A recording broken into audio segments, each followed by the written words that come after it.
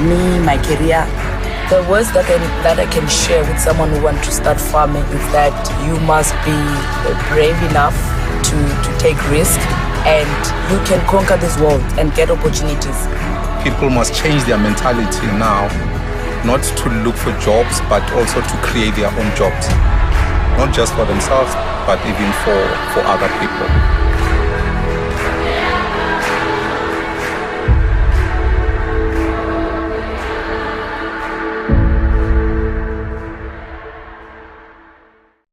Welcome to another Breakaway. This is still the Top Empowerment Conference, and this Breakaway is going to be discussing how an innovative green transition can create economic opportunities. My name is Mandara Shaka. I'll be your moderator for today. And in this panel, I've got three exciting, well-versed panelists who are going to share some insights with us about this topic of the green transition. I've got someone from the banking space. I've got someone who works in the small business sector who is actually managing a small business, and I also have someone who works with small businesses. I'll now introduce you to my panel. I've got three panelists with me. So the first panelist I'm going to introduce you to is Anel Bosman, Group Managing Executive, Nedbank Corporate and Investment Banking. Anel started her career as a trader, heading up the multidisciplinary desk, and was then appointed as Head of Risk for Nedbank Capital from 2005 to 2010. After a short period as CFO and Head of Strategy for Nedbank Capital, she was appointed as Chief Operating Officer for the cluster in 2011. In 2015, Anel was appointed as Managing Executive for Nedbank CIB Markets, with responsibility for all trading activities in Nedbank, as well as wholesale funding. Anel was appointed Group Managing Executive of Nedbank Corporate and Investment Banking and joined the Group Exco on 1 April 2020. Anel is also a trailblazer in that she's the first woman to run an investment bank in South Africa. Her qualifications include a BCom in Econometrics cum laude from the University of Johannesburg and a Master in Philosophy in Economics from the University of Cambridge.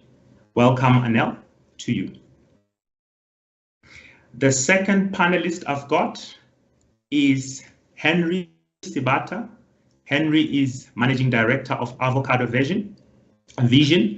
Henry is a business leader who keenly supports corporations and small businesses to enhance their profitability through encouraging people to want to achieve more by identifying opportunities to achieve this and improving relationships where necessary to make these changes.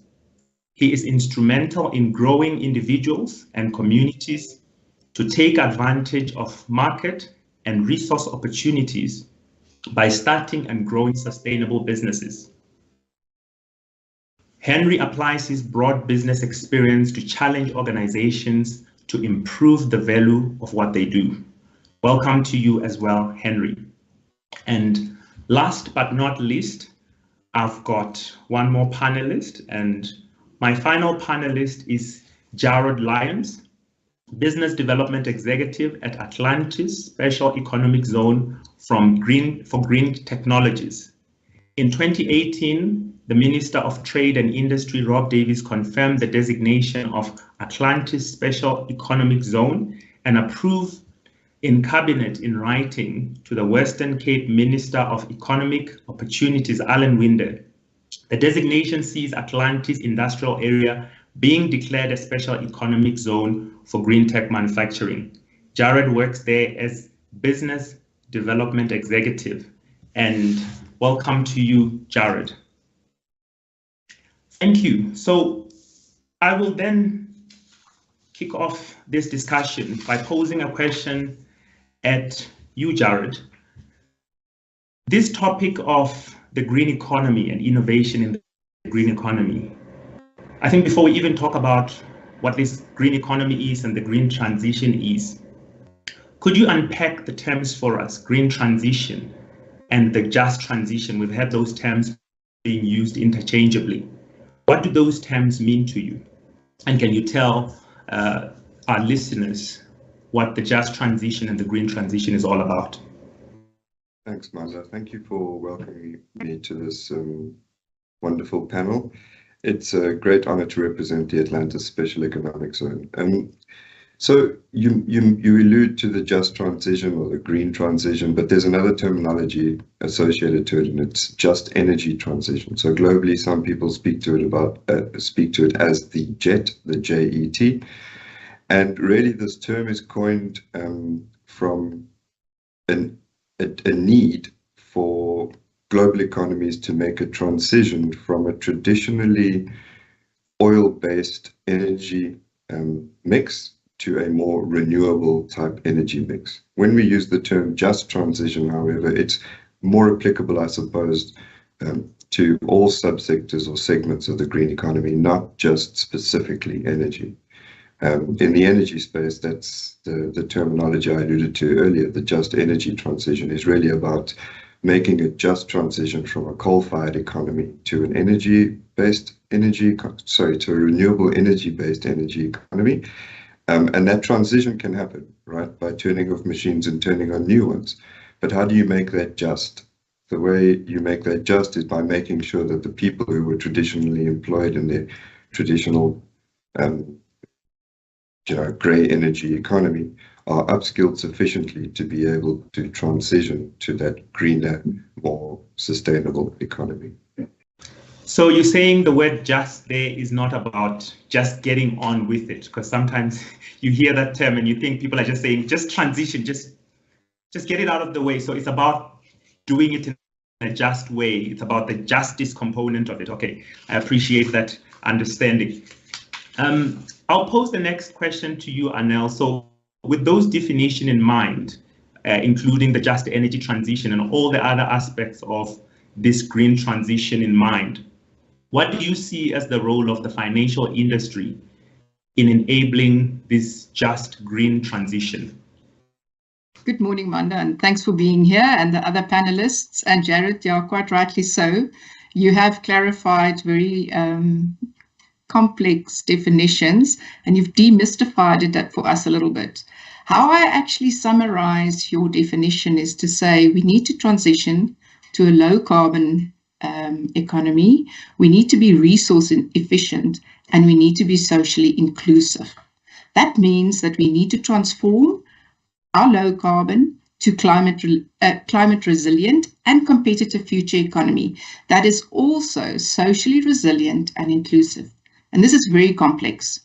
The world is facing an energy crisis, food security is top of mind, and we face a world economy that is oscillating between the fear of inflation on the one side and a recession, and then at best probably a stagflation. And it makes the decisions that we need to make so much harder since we have so many variables that we are trying to solve for. Thinking about the just transformation to this green economy, I think along three broad categories when we look at the roles financial industry can play. Firstly, systemic. This is secondly at a business level, and then thirdly also at a community level. Systemic, these examples are those large changes in the allocation of capital to the green economy. This sector is a mechanism to channel funding and investment to initiatives such as renewable, water infrastructure, health, education, biodiversity, and many others. But it also directs the funds away from more to less carbon intensive industries, and banks are targeting a no fossil fuel policy. Then at a business level, the banks are well positioned to work with our clients, using our knowledge to advise our clients on sustainable solutions for their businesses. And a very good example is where our clients, such as mines, can use the knowledge and expertise gained by the industry through the renewable programs to assist them and fund commercial and industrial generation. And this is a great step towards not only greener energy, but also reliable energy. At a community level, and it's only through working at all levels that we can really create an inclusive society by creating quality jobs and decent work. And this is actually a hot topic where many of us get involved on smaller projects. And I think a good example of that is a Quadrabo Trust that Nedbank is involved in, where we're actually helping small farmers to participate in the formal production of food. And this actually enables up to 10,000 farmers. Now, Nedbank is very well positioned. We are at the Green Bank, not only in our color, but also thanks to the established reputation for our focus on strong, integrated environmental and social sustainability commitment that we've made over the years. Our purpose: financial experts to do good for individuals, families, businesses, and society, is and has been underpinning our business strategies, our upliftment, our development for several decades. Thanks, Manda. Thank you very much, Janelle. I think it's nice to hear how Nedbank's purpose and focus, even though it's known as the Green Bank, is not just the environment, because sometimes people tend to negatively perceive this green transition because they think it prioritizes environmental over social needs. And I like that Nedbank is thinking of it at 3 levels: systemic and business level and community level, and directing finance in a way that will make sure that our withdrawal from the old economy to the new economy is done in a well thought out manner. I think we definitely are in good hands with you running the ship at CIB. Let me move over to Henry. So Henry, talking about the role of finance in enabling a green transition, I happen to know that Nedbank has partnered with EvoVision on a few projects that are making a real lasting contribution to sustainable development and catalyzing scalable economic opportunities. Could you tell us more about some of these projects that you're working with Nedbank on and a bit about what your organization does? So maybe you can tell us a bit about EvoVision in one breath, and then you can also then tell us about what work you're doing with Nedbank. Thank you very much, Manda. It's a privilege to be here, and greetings to the other panelists. Quite relieved to hear that it's not just about moving on. And in terms of the work that we do, I mean, it ties into what the other panelists have already raised, because what we focus on is Avocado Vision. We're a social enterprise that focuses on supporting small and micro businesses that are solving South Africa's key challenges. And the idea is to support the start, the growth, and the acceleration of those businesses in response to different challenges, including what we're talking about in the green space here. So that's what we're all about. And for us, that starts from the individual in terms of creating that capacity within the individual, because the jockey is quite important in driving a business that's going to be sustainable. And then it's also then helping people to ideate in cases where it's startup, or building the capacity to be able to accelerate those businesses, including working on creating linkages both to markets and to finance, which are really critical if we're going to have businesses that are growing. We've been grateful to have partnered with Nedbank, also with the support of the IDC, and the program, which is the Green Charcoal Program, is really under the umbrella of what we call the green business value chain. And really the story of the green business value chain is one of supporting water security, biodiversity restoration, and livelihood restoration, which links into some of the things that were already being alluded to here.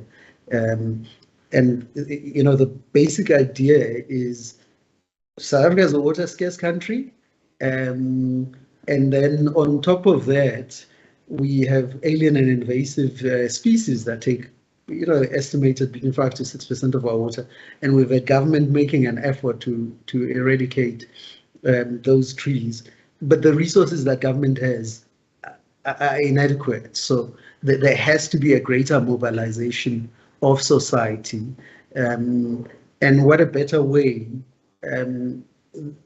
than to actually support smaller businesses within their context to take this biomass and beneficiate it. So the whole idea is to catalyze the biomass economy by stimulating demand for the biomass that's from alien invasives, and then to ensure that in doing that we have mechanisms for small businesses to beneficiate that biomass, and then you have that pull factor where the removal of these trees is not dependent on government resources, which are limited.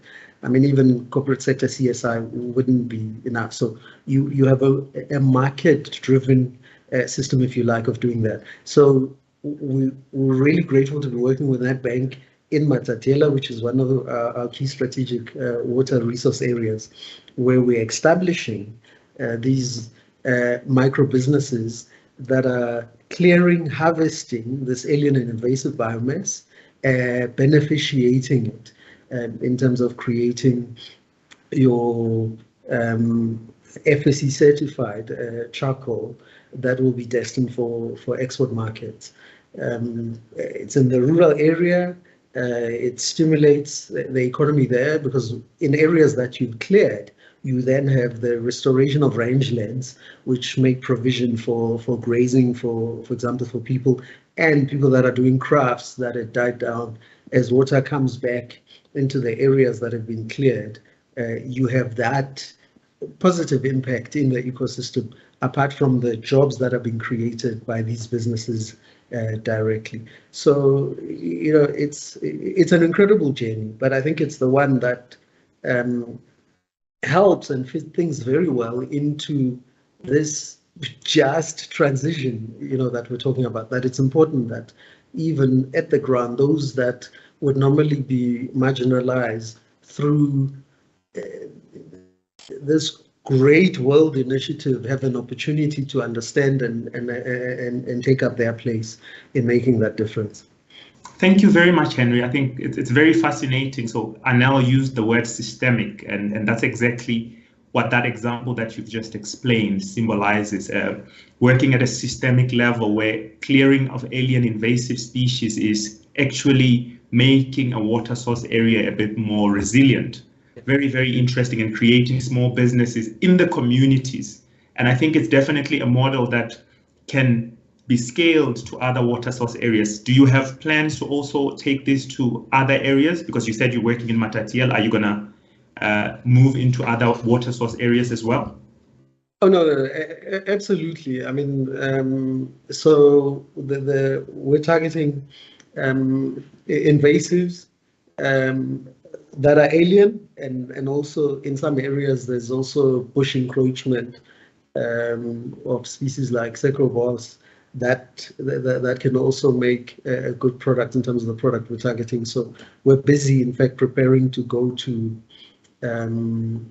the Solpansvik area in Limpopo, in the Blouberg municipality. There'll be work that will be across the country. I mean, in our first phase, we're looking at around 325 businesses that will be set up in the different parts of the country. Awesome, that's amazing. All right, Jared, let me move back over to you. So the issue of jobs, I think Henry has kind of scattered on. I mean, when you create little businesses, you've got business owners that are running their own businesses and hiring people under them. And we know that the unemployment rate in South Africa is pretty high. And we're desperate to see better economic growth and jobs across the continent as a whole. Some may argue that a transition to the green economy will worsen the current unemployment issue rather than improve it, especially in developing countries. What is your take on this this sentiment that the green economy is actually detrimental to jobs? Wanda, it's very simple. If we have a question like that, we can just divert it straight to the likes of Henry, right? Henry just explained to us exactly the potential that exists in his specific project, and that's only one of the projects that Henry's involved in, I'm sure. So, you know, if you look at the just transition and you look at the value chain opportunities associated to that transition, so we justly transitioned from a grey energy economy, for example. And please excuse me, my focus is on energy because it is the most expedient of opportunities at present. And Henry, that's not to say that the work that you're doing is not good. In fact, I have a personal ambition in that charcoal space because I've worked on many of those projects down here in the Western Cape before, so I do believe in them. But from an energy perspective, because the opportunity is so great and so large, if you just unpack the value chain associated to new projects that are envisaged to come online based on the Integrated Resource Plan of 2019, it is staggering, to say the least. So to be able to manufacture those components locally is a natural job sink. Our jobs as the Atlantis Special Economic Zone is really to try and attract these types of manufacturing activities into our industrial area. Those manufacturing activities are generally quite large in nature, capital intense as well, but quite intensive from a job creation perspective. So we're looking to, attract solar PV manufacturers, wind turbine manufacturers, etc. But all of these things that I'm making mention of are squarely positioned in the middle of that just energy transition or just transition per se. So I think, there is absolutely the risk of losing tens of thousands of jobs immediately. But I think with programs like the SEZ program, I think with the natural tendency for businesses now to all shift to a more sustainable or greener manufacturing process, I think it's kind of a no-brainer that the let's call them the low-skill jobs which exist in the mining sector, taking coal out and putting them into the coal-fired plants, can find a place or a home inside of the green economy, provided, of course, skills development interventions are put in place, enterprise development monies are spent on building new enterprises. And all of these things are achieved through vehicles like the Special Economic Zone in Atlantis, which is one of 11. So, we're the tip of the iceberg, but I think with all of the interventions put in place by government at the Special Economic Zone level, being able to develop skills in this space is what really is going to be key to transition those jobs from a traditionally grey economy to a greener one. Thank you. I like how, as I listen to you, I can already see opportunities for jobs and also opportunities for financial institutions to play a part, and certainly small businesses. So in a way, it is the emergence of a new economy, a greener economy, and definitely an exciting one for that fact. Anel, let me come back to you. So we've been talking a lot about what's happening in the green economy, but can you tell us in a breath or two what commitment Nedbank has made to the green transition? Thanks, Mandla. And I think we need to look at it from two directions. What we have undertaken not to do anymore, and what we have undertaken to really focus on. What we're not doing, and we have an energy policy describing that in more detail, but I'll just touch on it, is to actually phase out the funding of fossil fuels. That is what we've committed not to do anymore. And I think there's lots of detail around it, but that is the general direction in which we want to move. I think there is some role potentially for natural gas, and we need to see exactly how that plays out. But I think it is important that the transition is very orderly. We've recently experienced what a lack of energy can actually cause to the economy, and it's important to actually look how we're going to do it. But I think more important is to say, what are we doing? Renewable energy, and we focused on energy simply because it's such a great and big contributor. We've invested in our expertise many, many years ago, before it was the buzzword, and we became a leading player in this space over time, and we've committed funding and advisory and expertise.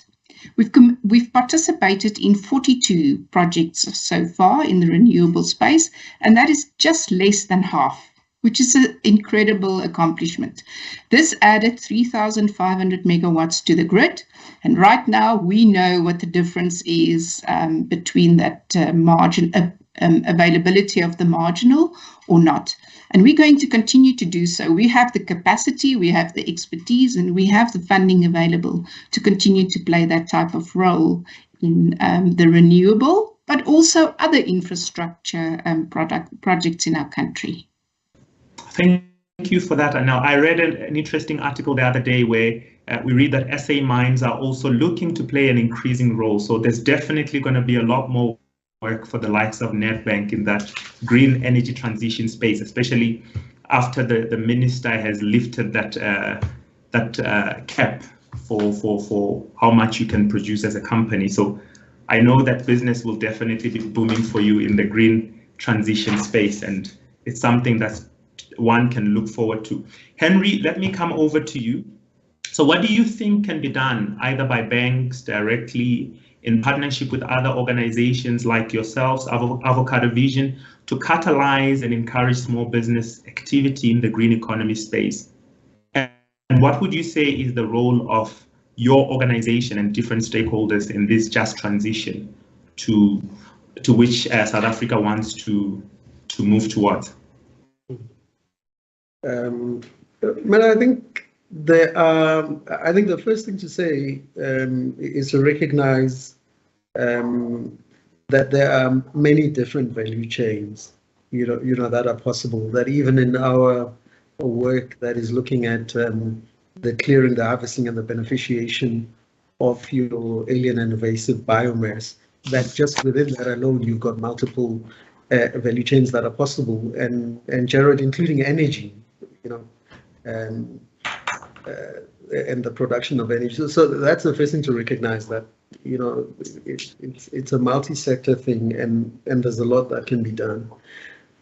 What's encouraging for me now is the work that is already being done in making sure that the funding and the financing is available. And for me, it's like you've got different categories of opportunities there. There's the lower hanging fruit stuff, your large scale, or if I can describe them as, corporate size type of initiatives and investments, where it's almost a plug and play. And I know it's never a plug and play, because as an entrepreneur, I know that the language of entrepreneurs and the language of bankers often needs some intermediation, and that's part of where the opportunity is in making things easier, just to get several layers down to ensure that there is access to the funding that is already being made available. Because the number of times that I come across very clever, intelligent people who are working on stuff who are almost creating the impression that there's no money, and when you know that actually the supply side of funding in this space is largely sorted out now, but there's often that non-intersection. So I think that's one of the first opportunities, just to ensure that that interpretation of language of engagement.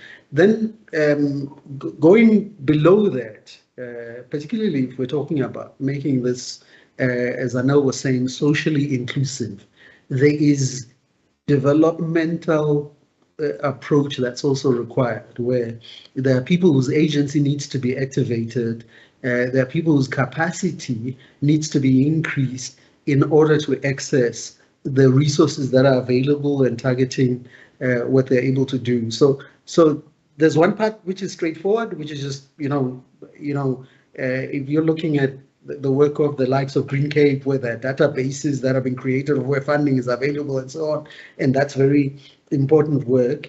But what we do need to recognize is that there's an effort that's required in order to make sure that at the lower end, it's not just about creating access, but it's about having different types of funding, which non-commercial funding as well, that is suited to some of the experimentation that's happening, the innovations that are happening, where there's a lot of risk, so that you are able to de-risk things, so that ultimately businesses are able to then access the commercial funding at the point where it merits them to do that. So organizations such as ours, and that's part of what we do, that we will start at the point where there's a lot of risk in refining, in building things like business in a box, so that it does become bankable and people can be able to then scale and grow later on when they make business sense to other types of funding. Thank you, Henry. And Anel, I mean, Henry speaking at a level that is below CIB, probably to small business level, and it's good that someone is matching those opportunities. But let's talk at your level, Anel. Let's talk about the finance industry. How is it enabling the just transition? How is Nedbank servicing and empowering its clients? I think we have correctly spoken about the role that banks play in actually raising funds and dispersing funds to projects. And more popular has become to actually raise some green linked funding and then disperse it into projects that qualify for that. And that is a great way in which an investment bank can actually help to unlock some of the funding required in the market. But I think most of all, what I actually want to say is green funding and just green transition is much more around how we actually work with our clients so that we can come up with really innovative solutions. And I think we've touched on biomass. And another good example is that we've actually helped a client fund a plant that uses the biowaste from a wood and paper mill to boil water, produce steam, drive turbines, and generate electricity. And then to make sure that we don't pollute, we actually treat the gases before it is released into the air. And that's a very good example of how we can work with our clients to get to a green economy. And I think another one, because water is such a scarce resource in South Africa, is we are backing our clients to fund initiatives for the reuse of water and to build potable water plants. And that is so important that we continue to do this. And I think these are very good examples of the circular economy, which is really where we are going to. And we have distributed significant funding to our clients in the form of these sustainability-linked loans, and that actually helps us to make these moves. We funded reduction in carbon emissions, improvement in water quality, energy efficiency, and then also the sourcing of local goods. And I think it's really important when we stand back and we think about ourselves as part of Africa, that we can leapfrog directly into renewables. There is much less infrastructure into Africa, and we can actually move into that directly. This is time for Africa to be bold, to be innovative, and look at our situation as an opportunity for sustainable solutions. And I think that is how we should actually approach the situation. And it definitely sounds like Nedbank is best placed to be a partner of choice. I mean, you're speaking about the fact that you will raise the funding and you'll bring it back and you'll work with your clients and you will advise. So you will do everything to make the green transition possible on your side. Thank you very much for that, Anel. Henry, maybe closing remarks in 30 seconds from you. So what are the key barriers to creating more jobs, scaling up and creating greater economic impact through the green economy? And how do you think we can overcome them in just 30 seconds? In just 30 seconds, I think what we need to do is recognize that this is all, it's an ecosystem. It's multi-sector. You know, we need to coordinate together. We need to align.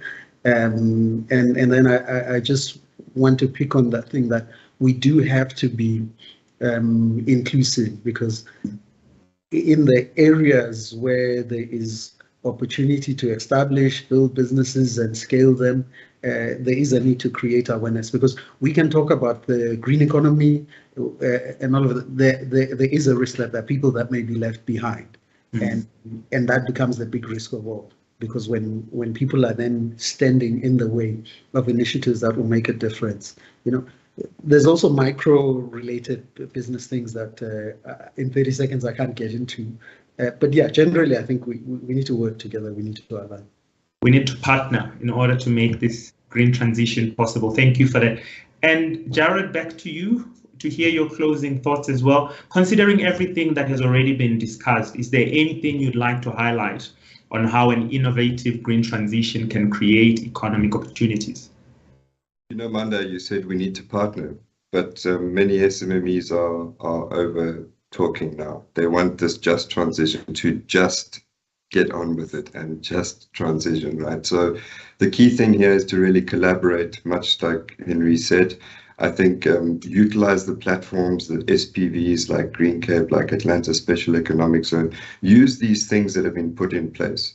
Many people are very critical of interventions by government, by private sector, etc. But there are interventions in place that can be used to your benefit to make sure that that transition from your traditional business is clean, just, sustainable, and the way it should be going forward, so that you can access the capital that Nedbank, for example, would provide to your new business. Outcomes-based capital is incredibly relevant of late. So if you achieve certain green outcomes, you're able to get certain monies paid out to you. Locate yourself in an industrial park or in an area which makes it easier for you to achieve those outcomes. And you can't do that by just selecting an industrial park, for example, or selecting a location to do that business activity. You need to collaborate with your partners so that they too can provide you with their insights and their opinions as to where you should locate, what you should be doing, because it makes access to capital very, very much easier than what the traditional way of accessing that capital was. Lastly, now I've only got 30 seconds, but really what we've discovered is that you can get a large SMME or a micro enterprise come to you and say, look, Jared, I'm looking, everything checks out, market opportunity, but I'm looking for that capital. And again, access to that capital is not easy, but we know the capital's there. So please, I would encourage every listener to engage the ecosystem which has been provided to them. Awesome. Thank you very much, Jared. Nice way to close it off. So position yourself in the right places and make sure that you work the ecosystems that are already existing. Let's not try and create alternative structures. Well, there you have it. That's the panel on the green just transition. It is definitely possible. It's happening. And Jared says, let's just get on with it. Let's just transition, but still remember to do it in a just way. If you've got questions as well from the floor, please do put your questions in the chat, and we'll get our panelists to also answer questions from the floor. But from my side, on the panel side, thank you very much to Anel, to Henry, and to Jared for such an engaging conversation. And I like that things are already happening. This is not just a talk shop. There's already impact on the ground, and we can only grow what we already have. So thank you to my esteemed panel, and I wish you all a great day further. I'm going to hand over back to the studio. Thank you. Growth is meaningless if today's profits create tomorrow's environmental losses. That's why we're committed to building a continent where progress draws on renewable sources, and why we are leaders in renewable energy projects financed in South Africa. So in this world powered by short-sighted thinking, do you want a bank that talks sustainable growth, or a bank that walks sustainable growth?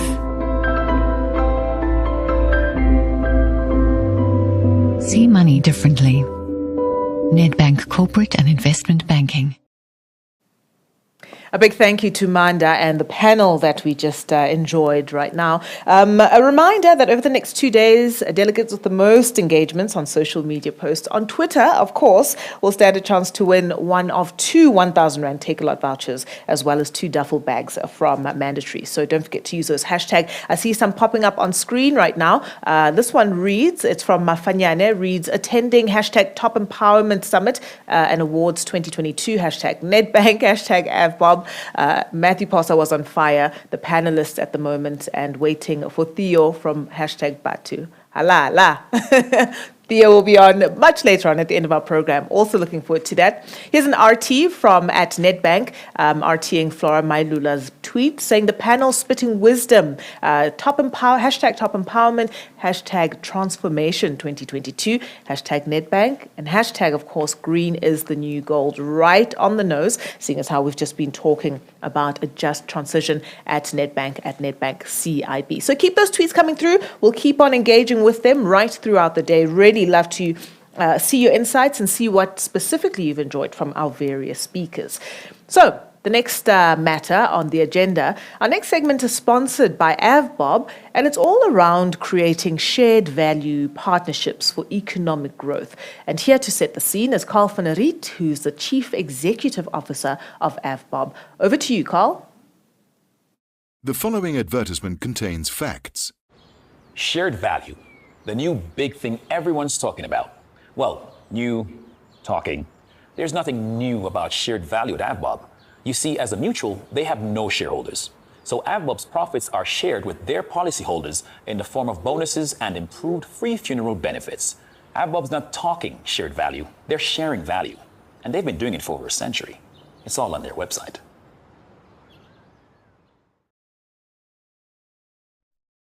Thank you, Program Director.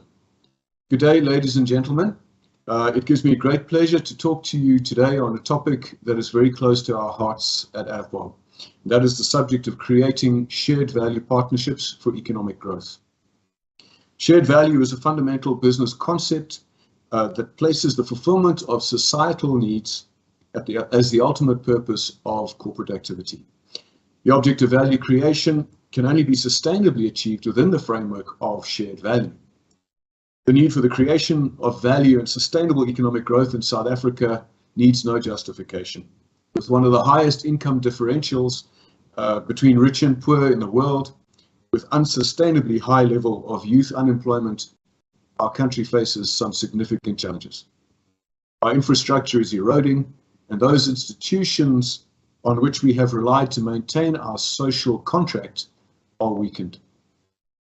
We've all heard the message that the extent to which business is able to create value is directly proportional to the extent to which business itself creates value for society. And as Sanda Ojambo said, no company can succeed in a society that is failing. So as business, we also have a very keen understanding of the value of business ecosystems and networks, that one is able to accomplish significantly more through reaching out and connecting and collaborating than one can on one's own. Our own uniquely South African concept of Ubuntu beautifully captures these thoughts.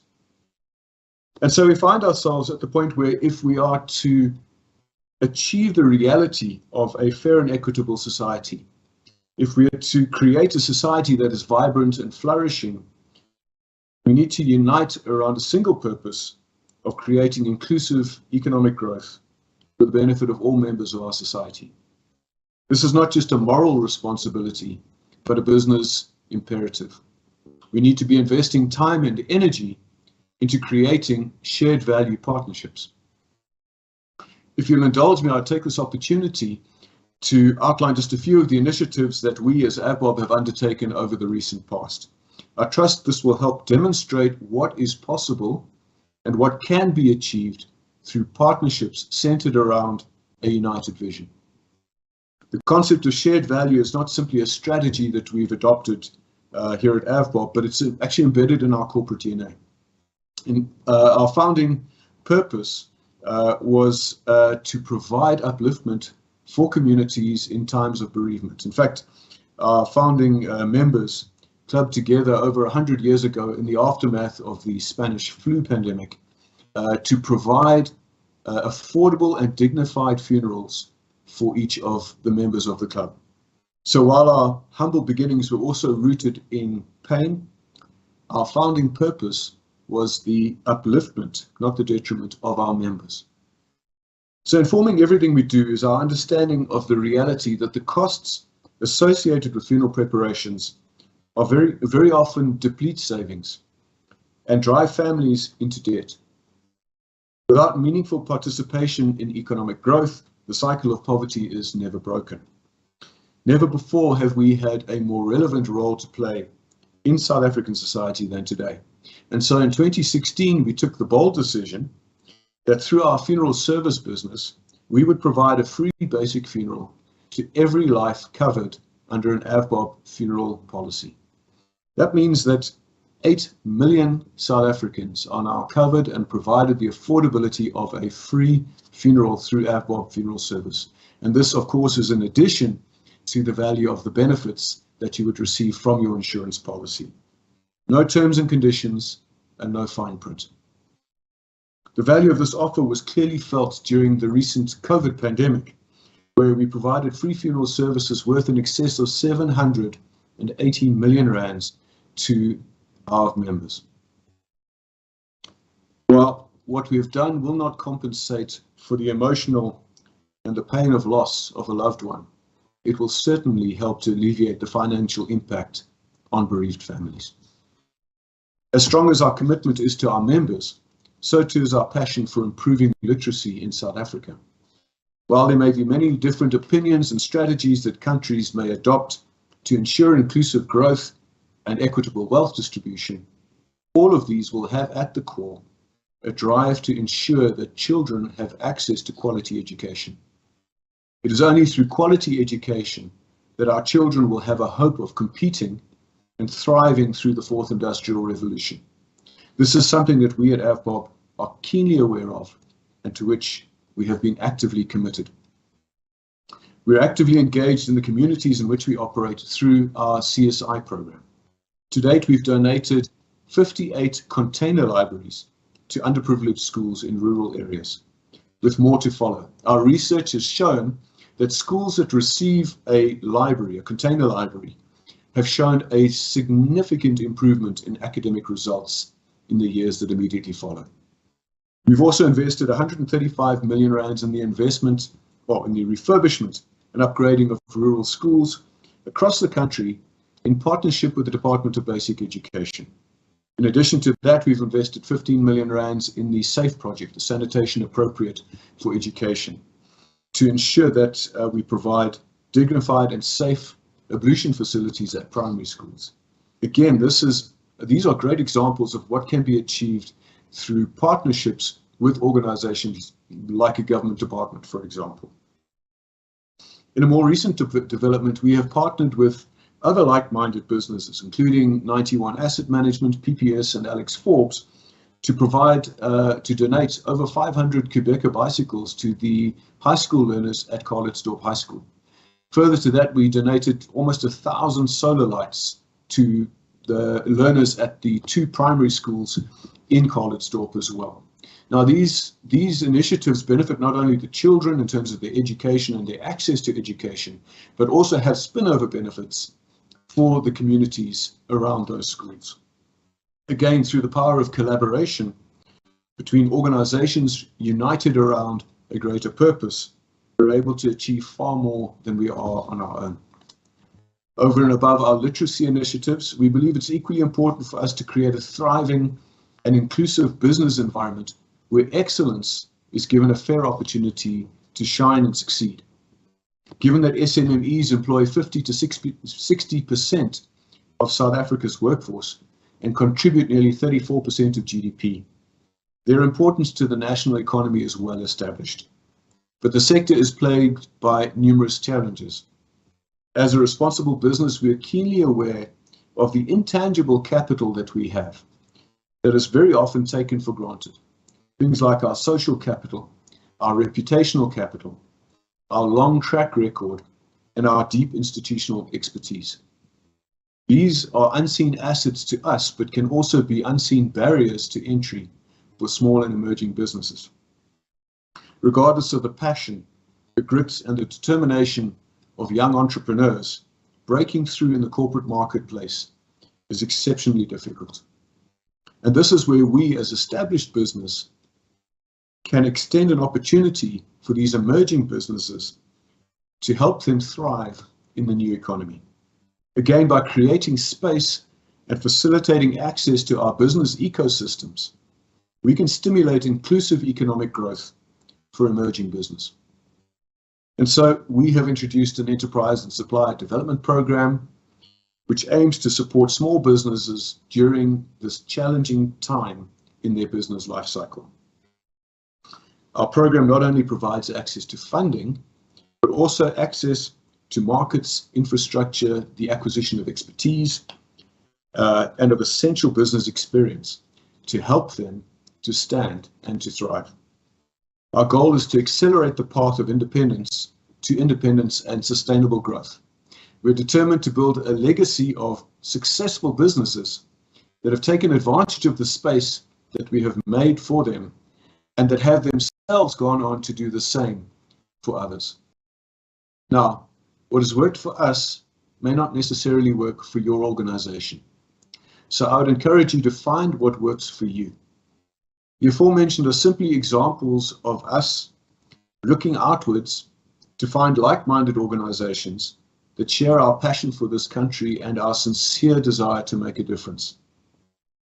In our experience, the opportunities for productive partnerships between yourself and government, between yourself and other businesses, between yourself and your customers or your potential customers, are manifold. And I am sure and convinced that as you look out, you will find this too. So I wish you all the best, and I thank you.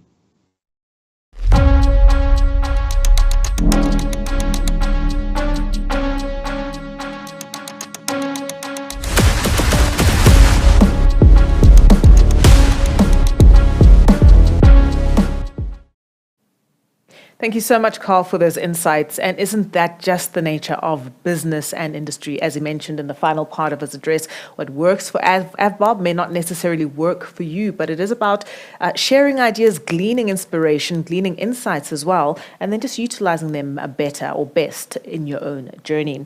Up next, we're going to have a panel discussion hosted by AVBOB, and the topic there is advancing education through CSI initiatives as an aspect of transformation within South Africa. I hope you enjoy.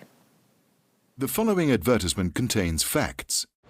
Shared value, the new big thing everyone's talking about. Well, talking. There's nothing new about shared value at AVBOB. You see, as a mutual, they have no shareholders. So AVBOB's profits are shared with their policyholders in the form of bonuses and improved free funeral benefits. AVBOB's not talking shared value, they're sharing value. And they've been doing it for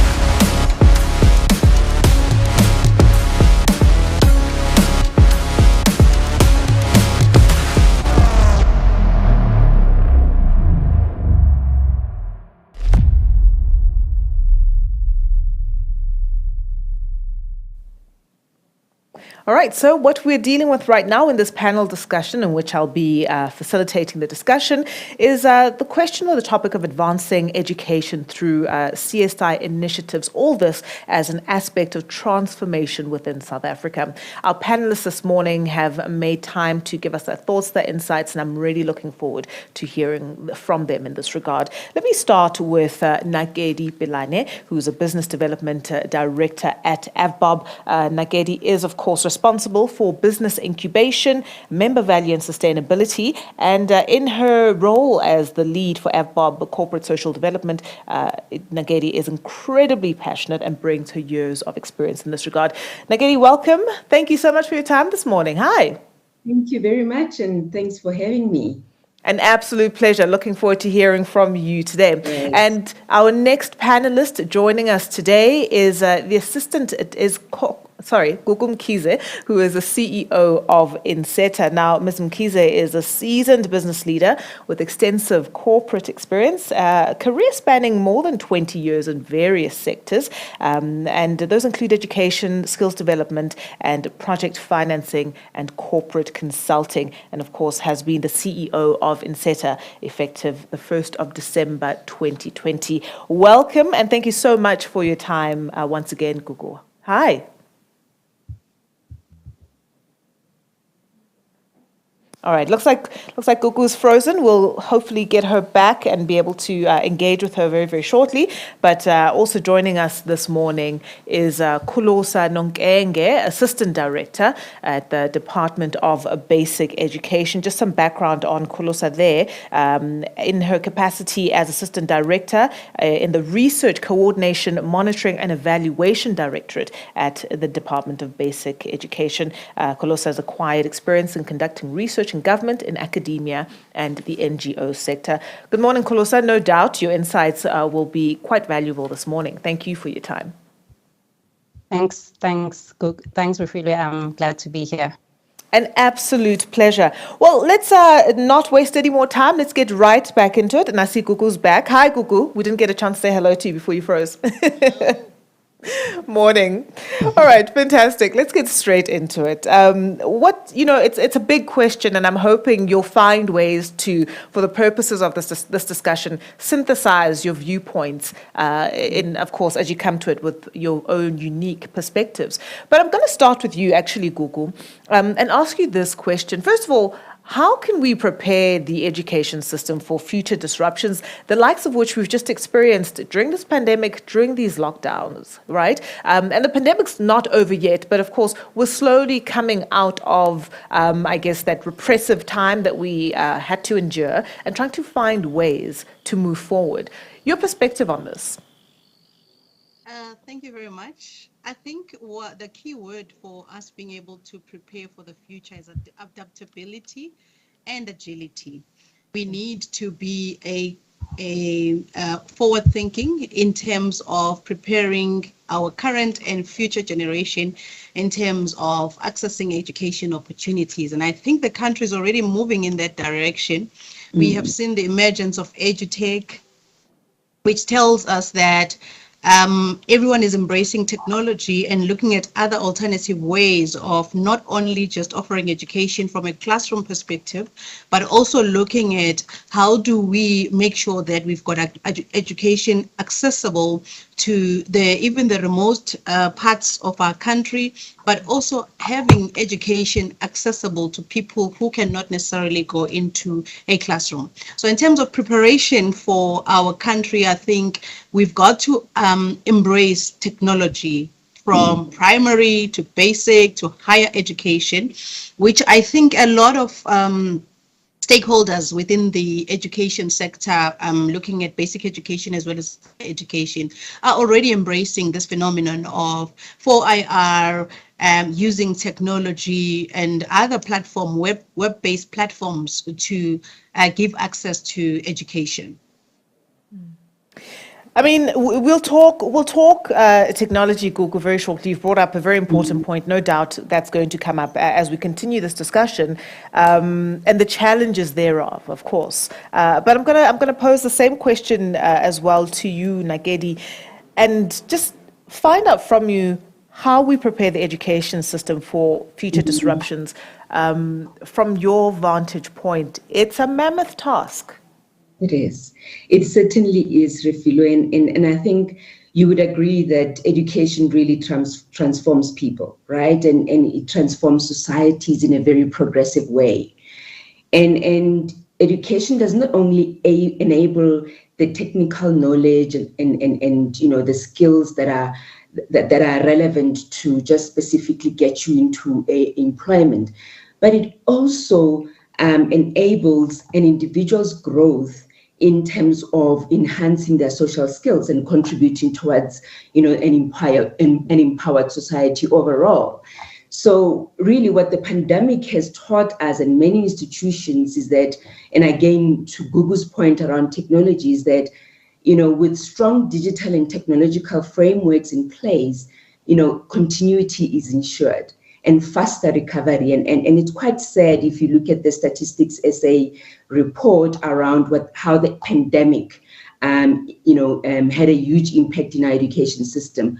We had literally 11.7% of learners who could access remote learning during the strict lockdown period. Now, that is quite a fundamental area that we need to look at, especially in the rural areas. So when you look at how corporate could really come in, corporates such as ourselves could come in, is really working in partnership with the Department of Basic Education.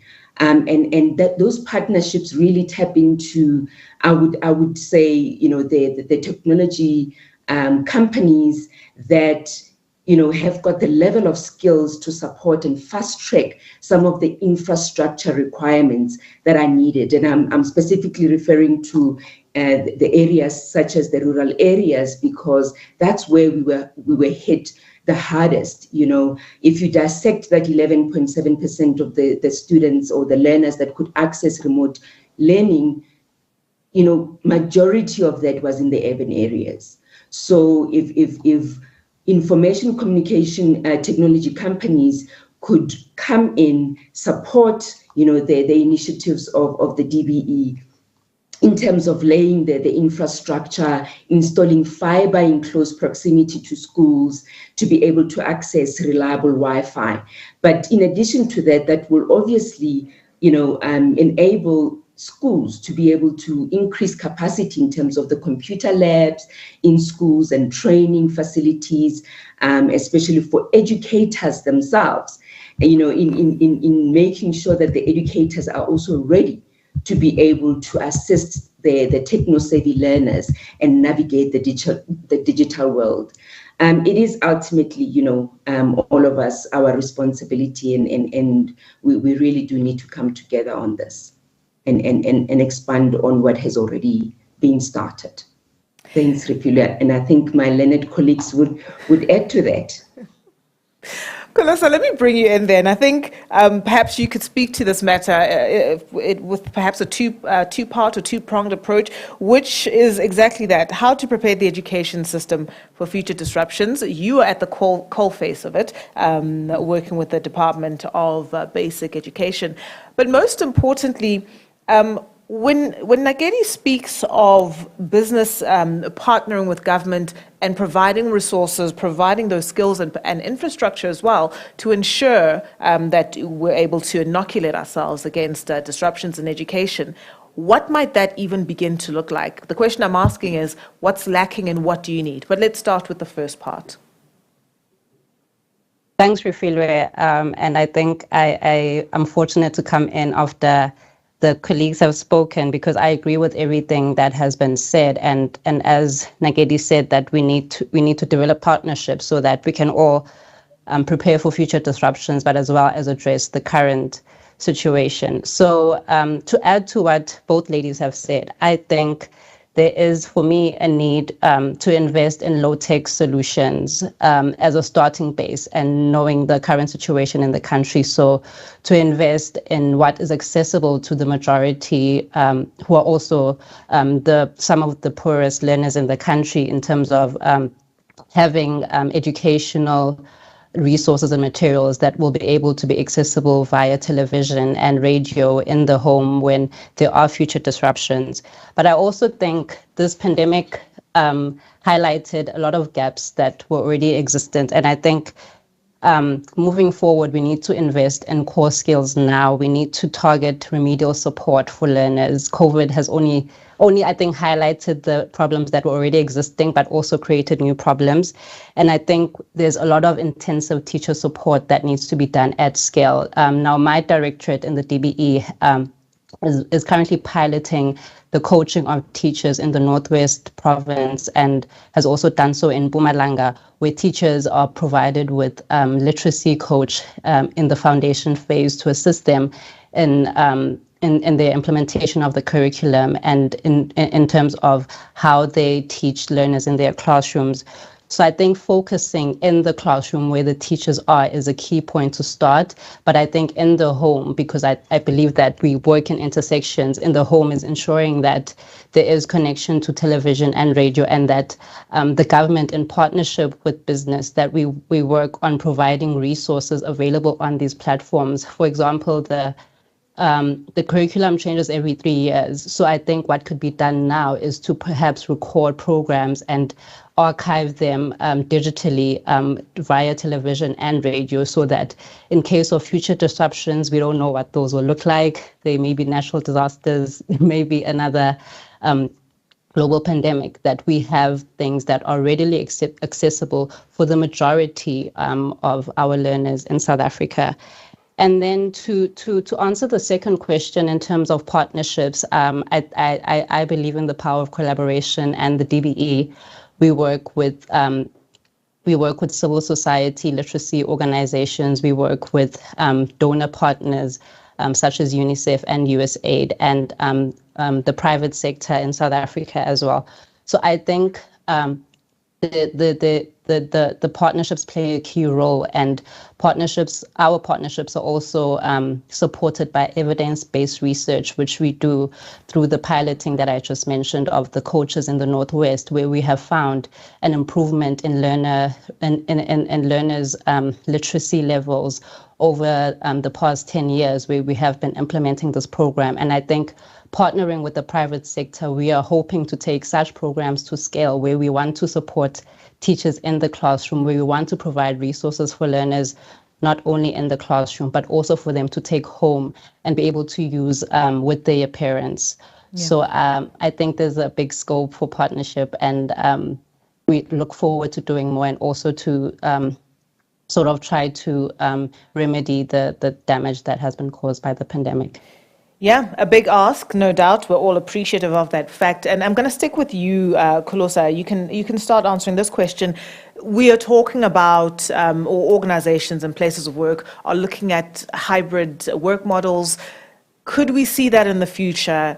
A hybrid schooling system? You have touched on the fact that quite often right now, the low-hanging fruit would be low-tech solutions, right? But could we see ourselves in a future where a hybrid schooling system could work for us? What might that even look like? Should it be implementable? I think in the future it may be implementable, but I think for me, it's ensuring that there's access, right, for all the learners in South Africa, and not just the privileged few. So I think hybrid education could work, and also we could also work directly with schools and use teachers to support and equip them to support hybrid learning better. For example, there's a study that has been carried out in Botswana, where during the pandemic, teachers were trained to contact learners via phone, and to go through lessons on the phone with the learners, obviously getting permission from the parents to use their phones.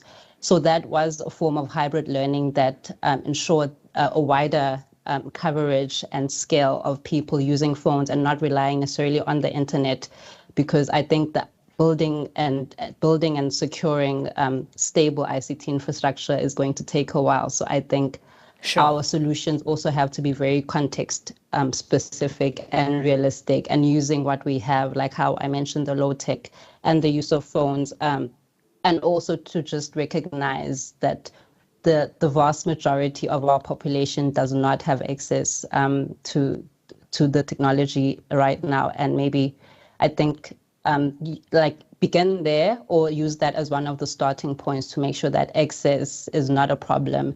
Then we can start providing solutions to the problem. Absolutely, Gugu. From your vantage point as the CEO of Insita, I mean, can you speak a little bit more broadly around that? Obviously, Kholosa, coming from a basic education perspective, talk to us about those particular demands, or what it might even take to get to a point where training and even education in a hybrid model might work. What do you see? I think the horses have bolted already, because we are already seeing online platforms being used. But I think what is lacking is a national policy that governs the use of these technological tools that we are using, or institutions are using. What I think we need to quickly do, avoiding misalignment, is just to have a national policy that is adopted and applied and implemented across the nation, which will also talk to issues of accessibility in the remote areas of our country, as well as all the other areas that have got access. If you ask me whether the remote working model has already been implemented, it has, but it's only been implemented by a few who have access and who have connectivity. But if you want to look at this at a more broader view and look at the whole country in terms of accessing remote working, remote learning platforms, it should be a national discussion that is accepted and adopted so that we are able to then even come up with the how part of it as we talk access, we talk different categories of learning, we talk also the different professions and careers that are required. I know for a fact that from a post-school education, there are some institutions like the University of Johannesburg, UCT, that have already adopted the online learning as a virtual platform. But I think once we come together in terms of defining a national policy on online learning, it might be a quicker way for us to catch up, because I think we're playing a catch-up game because disruptions have already redefined how education will be, and they've also redefined how the world of work is going to be. So there has to be an integration between learning and what the future the current learners would be in terms of the future employees of the different countries. So of the different companies. So I think the policy is a key one. Well, you bring up some very interesting points. Oh, go ahead, carry on. You'd cut out there. I thought you were done. Okay. Now, I was just making my last point, which talks to the finance in terms of infrastructure. When we talk about setting up all of this infrastructure for accessibility, connectivity, and I think Nakedi had touched on it earlier on, it's important to us to then make a determination of how much will it cost us to have these hybrid models of learning going forward, and whether we've got the funds to do that and roll it out, whether it will be a phased approach. That's why I'm saying it's a broader conversation that must happen at a national level. Yeah, it is absolutely a broad conversation. I mean, you bring up the matter of ICT infrastructure, or yourself and Kolosa, and it puts me in mind of organizations such as the Electronic Freedom Frontier in the United States that's agitating for something like the internet to be considered a public utility, right? The same way water and electricity are, because it's become so integral to the way we operate, not to mention the cost of data here in South Africa. So as you say, a huge and broader conversation that we need to have. Let me come to you now, Nakedi, and ask you how you think the public and private sectors can work together to advance education, to achieve transformation targets. And perhaps in answering that, you could just define for us what those transformation targets look like from your vantage point, or what they are. Yeah, thanks for that, Refilwe. I mean, if you look at the corporates in South Africa, specifically, the private sector, they've really hit the core. And there's a lot of work that has already been started in terms of trying to contribute as much as possible to alleviating the challenges and the socioeconomic challenges that we face in our country. And organizations such as ourselves, and I'll specifically refer to AFBOB, we do not look at CSI as just, a contribution financially. So we really look at corporate and social investment as far more than just, a once-off donation. It is informed by the deeper commitment aligned to the AFBOB roots of compassion and community development. So looking at the targets and the National Development Plan targets by 2030, which really aims at alleviating poverty and reduce inequality. And as Kolosa mentioned earlier, that the government has identified, the importance of public and private partnership. And specifically when it comes to the basic education, in its efforts to provide quality education and to generate the young South African youth, I would encourage partnerships, as I've already mentioned, of corporates that share the same focus or the same value.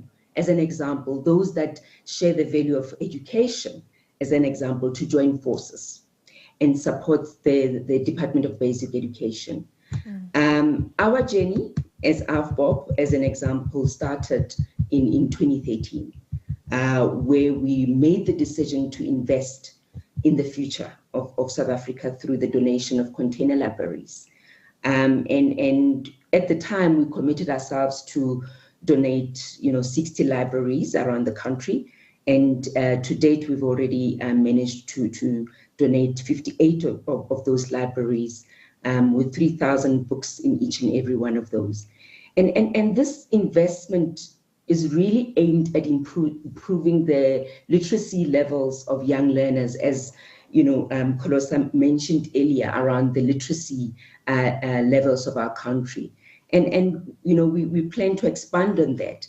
But looking at the partnerships that Kholosa has already mentioned in terms of looking at alternative ways of providing the extended learner in terms of remote learning, I believe that with the work that we've already started as AFBOB, by also contributing towards the safety of the learners, what we also did in our centenary in 2018 is we've contributed 150 million in support of renovating and refurbishing schools across the country, especially the sanitation and the ablution facilities, which is a huge challenge, and we all aware of that.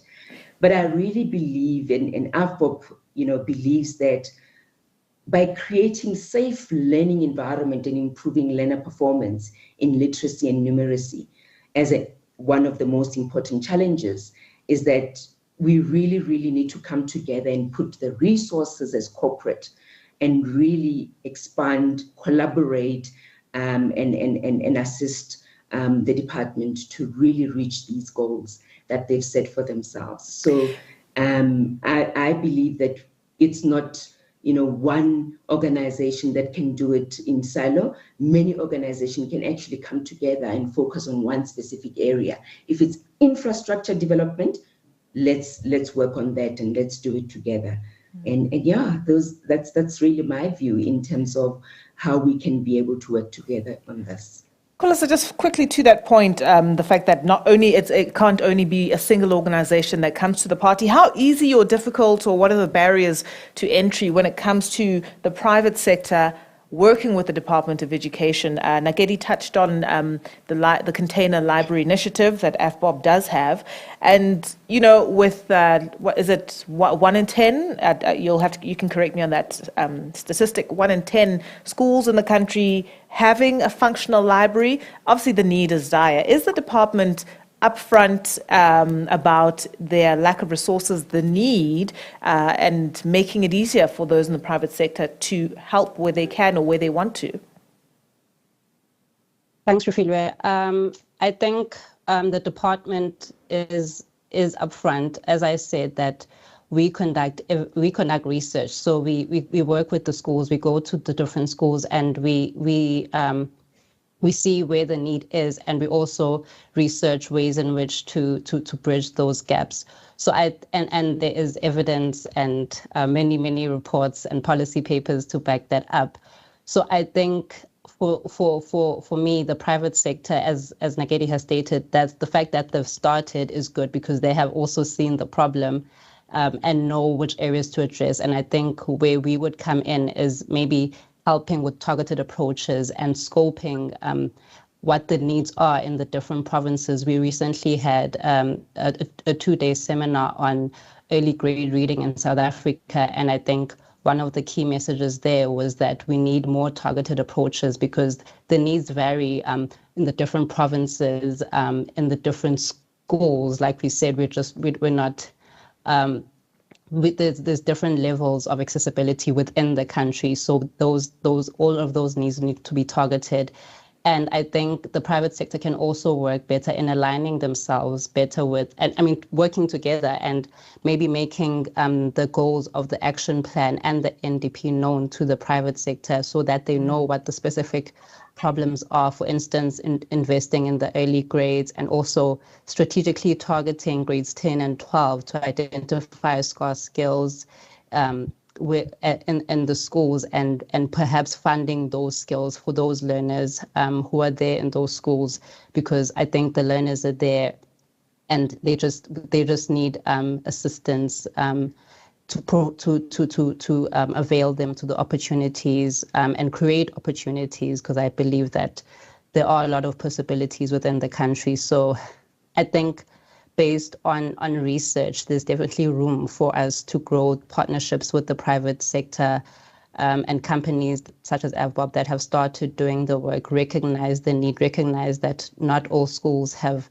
functional libraries. And I think even within those libraries, the department can come in and say there are maybe perhaps only English reading books in those libraries. Let's expand that and create and supply books in other languages, because part of our research has discovered that learners learn best in their home language, and we do not have enough research. We don't have enough funding to support that. So at the moment, we are currently benchmarking all of the African languages to set a standard and to also encourage the teaching and speaking of African languages in schools. And this will help learners to transition better into the higher grades and eventually open them up to more opportunities and help them enter the job market as individuals who are well equipped and who understand, who are well educated. Those are just some of the areas where I think there is room for collaboration. Very briefly, Kholosa, that benchmarking process that you mentioned, any idea of when you'll be done with it, when we can expect to see the results thereof? I'm going to move to Gugu very shortly, but any idea in terms of timelines for that process? So we're actually launching the benchmarks in the coming few months. So to let people know. The research has started and there will be some preliminary findings that will be shared next year. It is quite a lengthy process because it's all the languages in all the provinces, and we work with a limited amount of resources. So I think by next year we will have a first round of results. Even with the launch, there are some preliminary results that will be shared on where the country is now and what is needed to go forward, because some of the languages have been, the research has begun for some of the languages. All right. Now, coming to you, Gugu, we know that, the phrase continuous learning, it's become ubiquitous. How can we help learners and educators continue learning outside of the classroom? Obviously, continuous learning being once one is in the workplace, but learning essentially outside the classroom is so key and so fundamental in under-resourced environments as well. And, in this advent of the industrial, the 4IR era that we're living in. Yes. The opportunities for learning are endless, and as I said earlier on, they're not only limited to a classroom. And to this end, what we've done, I think, as a part of the 21 Sector Education and Training Authority, we have got specific programs that are earmarked at equipping teachers, equipping lecturers, and equipping those that are in the coalface of education through our lecturer development programs and also teacher development programs, obviously working with the Department of Higher Education. But over and above that, we also target the learners in terms of career development and support them. We participate in the National Program for Career Development, but we also drive our own career events where we create awareness about the different professions and different career opportunities Obviously, we bias towards the insurance sector because that is our space, but most of the SETAs also participate in the career development initiatives that are started. So advancing and supporting learners and teachers or lecturers outside of a classroom can only happen if we create an environment that is conducive for that to happen outside of a classroom.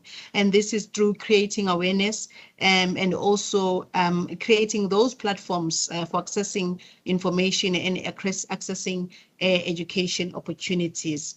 Earlier on, there was mention of television, radio, web-based learning platforms that can be accessed. Even on the issue of the libraries that was mentioned earlier on, I think we need to move also and consider the digital libraries where people can access online books outside of the physical libraries, where information is easily accessible, but accurate information, because there's a lot of dumping that happens, in the digital platforms where information that is shared is not necessarily relevant to the curriculum or what the learners are learning. But also, I think the public-private partnership, which has been mentioned, must go beyond just the issue of learning and also preparing learners for the world of work, but it must also integrate into our learning in the education system, such that we create opportunities for graduates to be placed in the employment, but also create learnership opportunities, which we're already doing by giving young people an opportunity to go and learn in the world of work what it is that they would be expected to do, as well as the work readiness to say, once you've completed your qualifications or your studies, this is what you should be expecting when you move into the world of work. Thank you. Yeah, absolutely. We need to close that loop, right? Where we don't just educate kids or young people, get them through basic education, and whether or not they go to tertiary then becomes a different sort of scenario and becomes difficult for them. Just to help us close that loop, if you might, Nagedi, from a private sector perspective, helping learners and educators continue learning outside of the classroom. How do you see it from your vantage point? I think we've got a minute. Oh, we do have more time. All right. What's your perspective on that?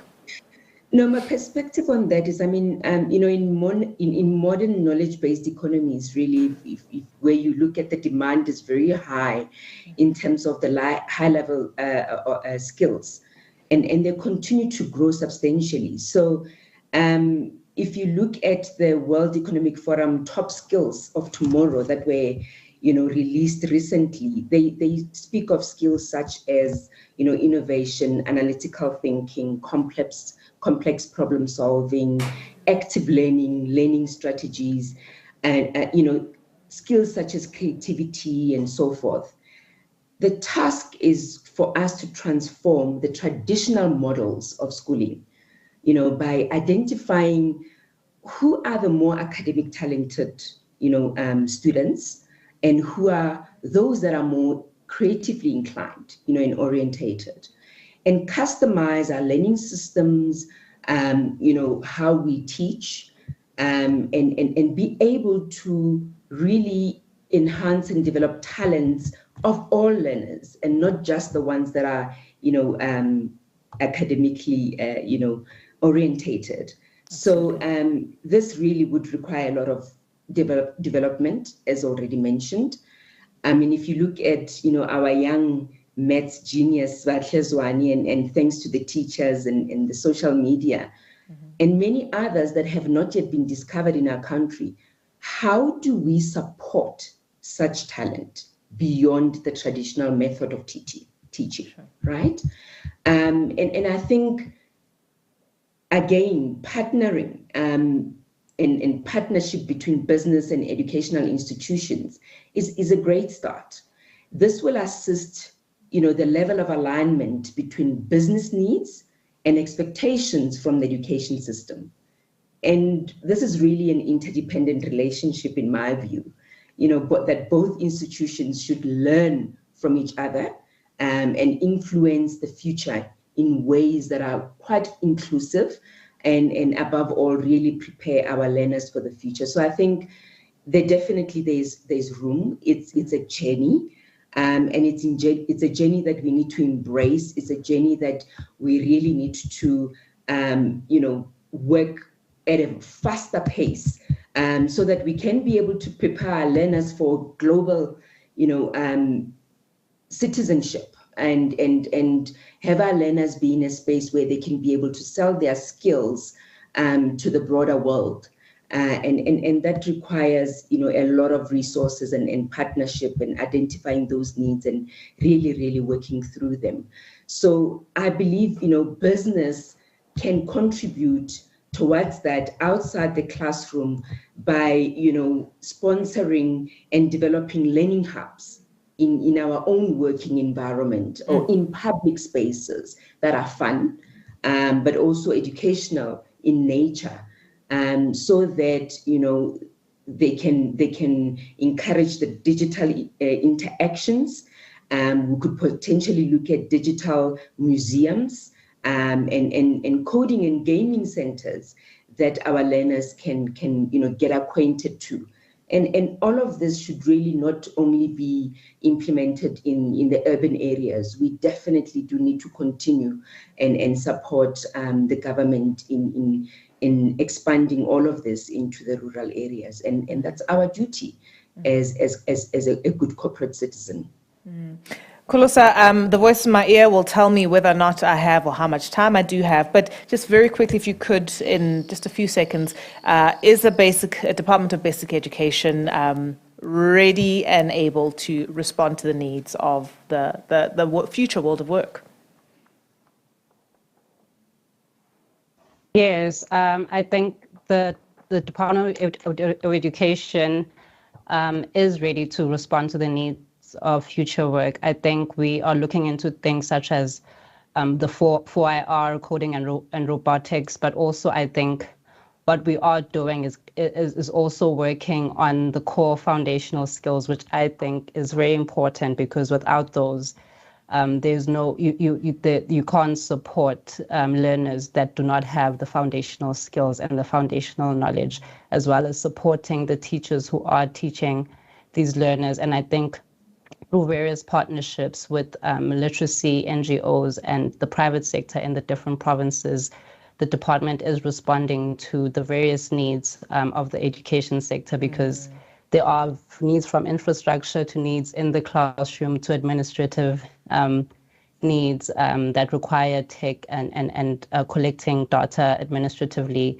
So I think the department is looking at all of the areas in education and responding as best as it can. All right. Right now. We're going to have to leave it right there, but thank you all for that discussion. Really enjoyed your insights, much appreciated. And of course, we're encouraging you watching, tuning in virtually, to just keep on interacting with us virtually. And of course, we do also have our first prize winner. So we're going to get into that very, very shortly. It's coming up right here on the screen. I hope you're ready for this.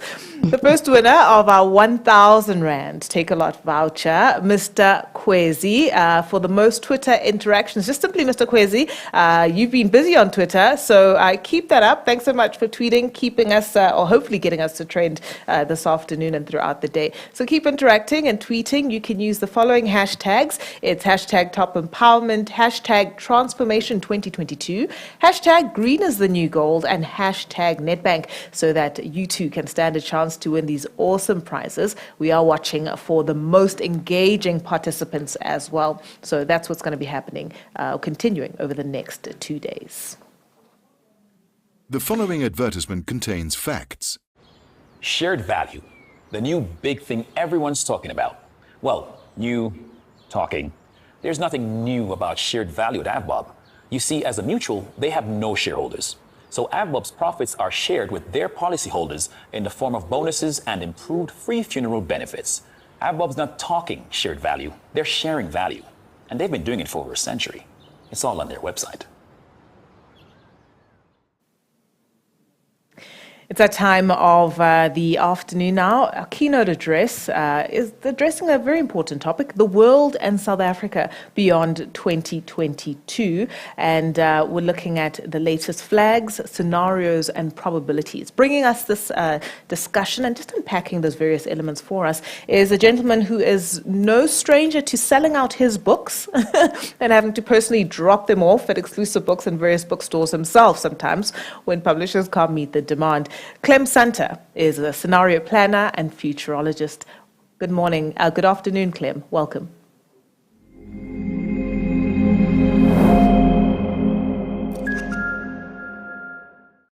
Hello, I'm Clem Sunter. I've been looking at the future for a very long time, and in this century, I've been telling people that they've got to look at the future like a fox rather than a hedgehog.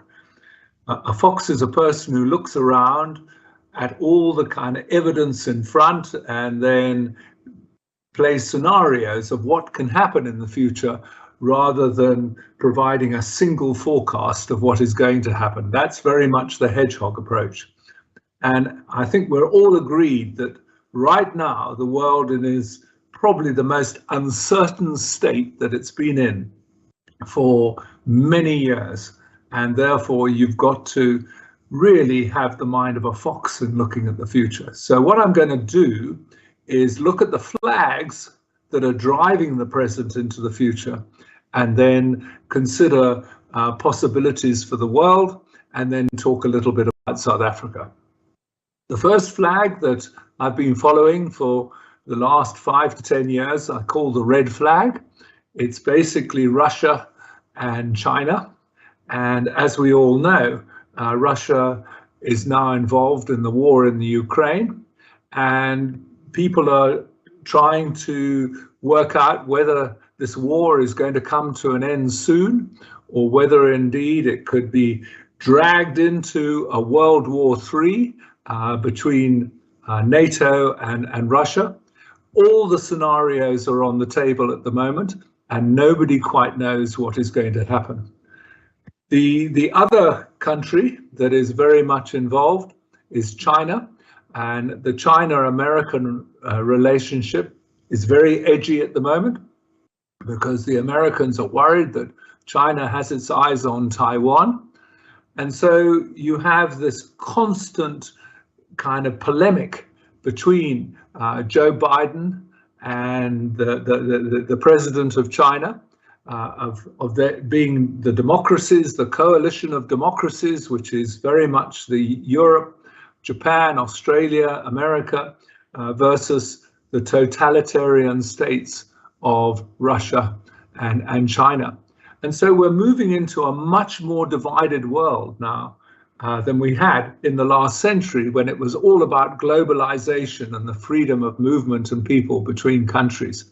So unfortunately, the red flag is flying very high, and you have to consider which part of the world that you're in. South Africa is part of BRICS, Brazil, Russia, India, and China. So in that sense, we're classified with the other BRICS countries, but we obviously do trade with America and with Europe and the UK. So we have to have a fine balancing act here in South Africa. The second flag is the green flag of climate change, which I've talked about probably for now 30 years, and it's really happening. We're seeing terrible hot weather now in Europe, in the UK, droughts in Spain and Portugal, extreme rainfall in Sydney causing the northern suburbs to flood. And yes, around the world, you're now seeing the effect of the world warming up, the atmosphere managing to capture more moisture as a result of the higher temperatures, and therefore more extreme weather events. And it offers an opportunity for new technologies that can take us away from fossil fuels, from burning coal and oil and gas, and move on to hydrogen, to electricity, which is powered by some other source like the sun or the tide, rather than by fossil fuels. So it's an area of great technological innovation to come, because we have to obviously maintain our own planet. So the green flag is something which everybody must continue to watch. The third flag relates to the inequality that there is in the world, which has partially been caused by the COVID pandemic. We've seen the rich countries move ahead of the poor countries elsewhere in the world who haven't had the same access to the vaccines that the rich countries have had. But equally within countries, because of rising inflation, because of the slowdown in the world economy, because of the war in Ukraine creating shortages of wheat and natural gas and oil, we've seen a real problem of the cost of living affecting poor people everywhere in the world. This is not a great flag, because it means that there's a lot of angry people, as you've just seen in Sri Lanka, where, you know, the economy is very much in a dilapidated state at the moment, that people can get extremely angry as a result of this. So flowing out of these three flags are two scenarios. The first one I call Friendly Planet. It's where the leaders of the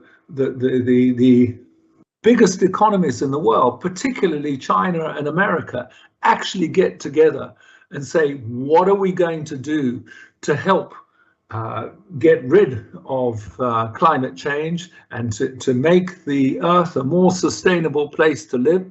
What are we going to do in order to have greater equality between the nations on Earth, and within each nation to have a better system of government and obviously better living standards for poor people in those nations? That is the Friendly Planet scenario, and it may demand a whole new generation of leaders, because in the end, what really makes history are the leaders of different countries. So it just might be that America, China, and other countries are going to need a new generation of leaders in order to achieve the Friendly Planet scenario. The alternative scenario we call Gilded Cage. It's where the West, Europe, America, the UK, and others go into a gilded cage where their whole thrust is to protect themselves from the rest of the world, and we move into a much more divided planet. And possibly you could have a World War III, rather like the two world wars of the last century, except that this one will have nuclear weapons involved as well. So yes, there is a very negative scenario out there, but as I said, one just hopes that a new generation of leaders is going to steer the world in a more cooperative way and through the sharing of technology to handle the challenges like getting rid of fossil fuels and moving on to a more friendly way of creating energy and allowing people to live harmoniously on this planet. Against that global background, there are two scenarios for South Africa, which I outlined in a book called Thinking the Future, which was published by Penguin in July last year. I wrote it with Mitch Aubrey, a young man, and we talked at length about foxes and hedgehogs, but we devoted a particular section of the book to the two possible scenarios for South Africa. The first one we call People's Economy. It's where we use this opportunity which has been created by having to recover from the pandemic to create a new economic model for South Africa. Because one of the flags that has gone up around the world is the nature of work has changed. In the last century, it was all about big business, creating hundreds of thousands of jobs. But because of advances in technology and the use of robots and artificial intelligence, That is not going to happen in this century. So most of the jobs in the world today are being created in small and micro business. The latest statistic in America is that since the end of the pandemic there, 2/3 of the jobs there are being created in small business. So the people's economy in South Africa is a scenario where we put huge emphasis on creating a new generation of young entrepreneurs in South Africa. And you know what? They're here already. It's just that nobody is paying enough attention to them. We have entrepreneurs in the township economy. It's called the informal sector, but they are doing a job of making a living. We have lots of small businesses operating in the towns and cities in South Africa, but we haven't created the kind of supportive environment that you need for entrepreneurs. We need the banks to come up with a system of making finance more accessible to small business.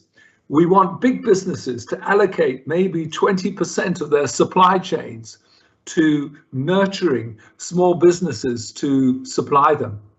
We need to get rid of all that red tape which surrounds so much of doing business in South Africa. And above all, we need that spirit of team, being a team, and the camaraderie that we have here in South Africa. We had that terrible looting a year ago in South Africa, and it was appalling. But what was incredible was the pushback after the looting, where all those businesses got together to clean up their factories and the shopping malls and get back to what they were doing best at, which is to produce their own service or product. So that incident last year showed South Africa at its worst and then at its best.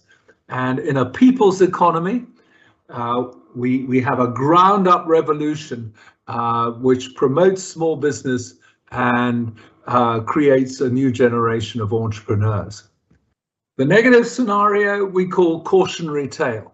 It's where, unfortunately, the unemployment rate remains high. People get angry because of the inequality that exists here, and we have rising anarchy, which can ultimately lead to a situation of almost civil war in South Africa. So this is a very telling moment in the destiny of this country. We managed in the early 1990s to avoid the kind of war that's going on in the Ukraine at the moment because you had sensible leaders. You had Nelson Mandela, F.W. de Klerk, and they negotiated a suitable settlement for us to become a proper democracy in 1994. It was a miracle, but that's what South Africans are capable of. And just like the political democracy that we formulated then, we now need a form of economic democracy where we really go flat out to make sure that all those very talented people here in South Africa can open up businesses, create jobs for themselves, and obviously for the teams around them. That is the #1 priority at the moment. And that's why we call it the people's economy, because it's not about some grand national plan. It's about everybody actually rolling up their sleeves and saying, how as a team can we achieve it? So I hope I've given you some cause for hope in these very tough times. We hope that there will be new leaders in America and China to create the kind of friendly planet scenario where we resolve problems like climate change. And we hope that with this current generation, there will be new leaders who can create the people's economy in South Africa. And I'd like to leave you all with a benediction for your own fortunes and for your own families and businesses. May the fox be with you. Thank you very much.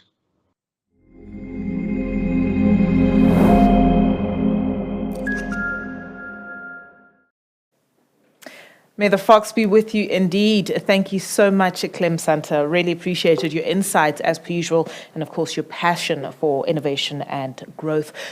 Now, joining us next is Deputy Minister of Finance for South Africa, Mr. David Masondo, and he'll be speaking to us about this particular matter, South Africa driving a transforming economy. I'm particularly looking forward to what insights he might give to us this afternoon, because, of course, this is a matter that we are all incredibly invested in and really, really interested in. Thank you so much for your time.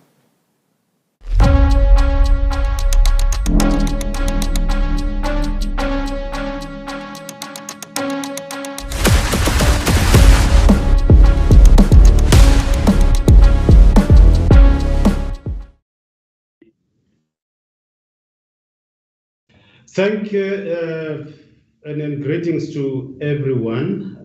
Thanks very much for inviting me to join this conference. As government, we value top empowerment because it's one of the important organizations that recognizes that run their own companies, those individuals. It recognizes those people who are running their own companies and add value to our economy.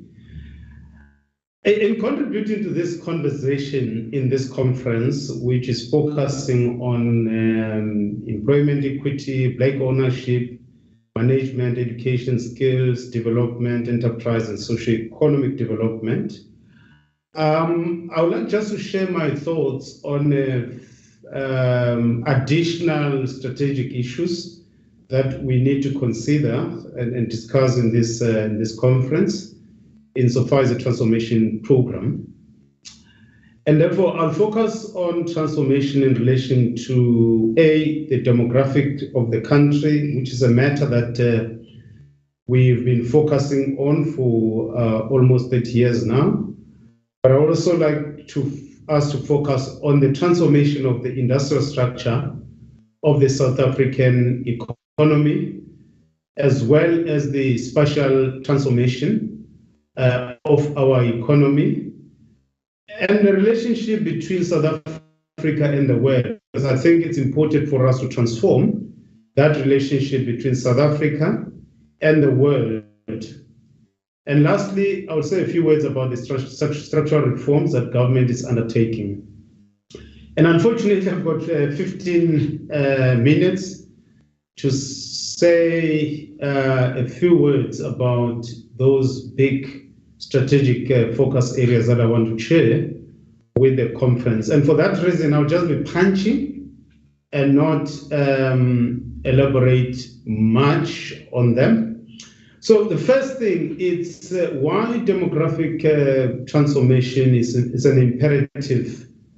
It's a business imperative. It's important for the economy.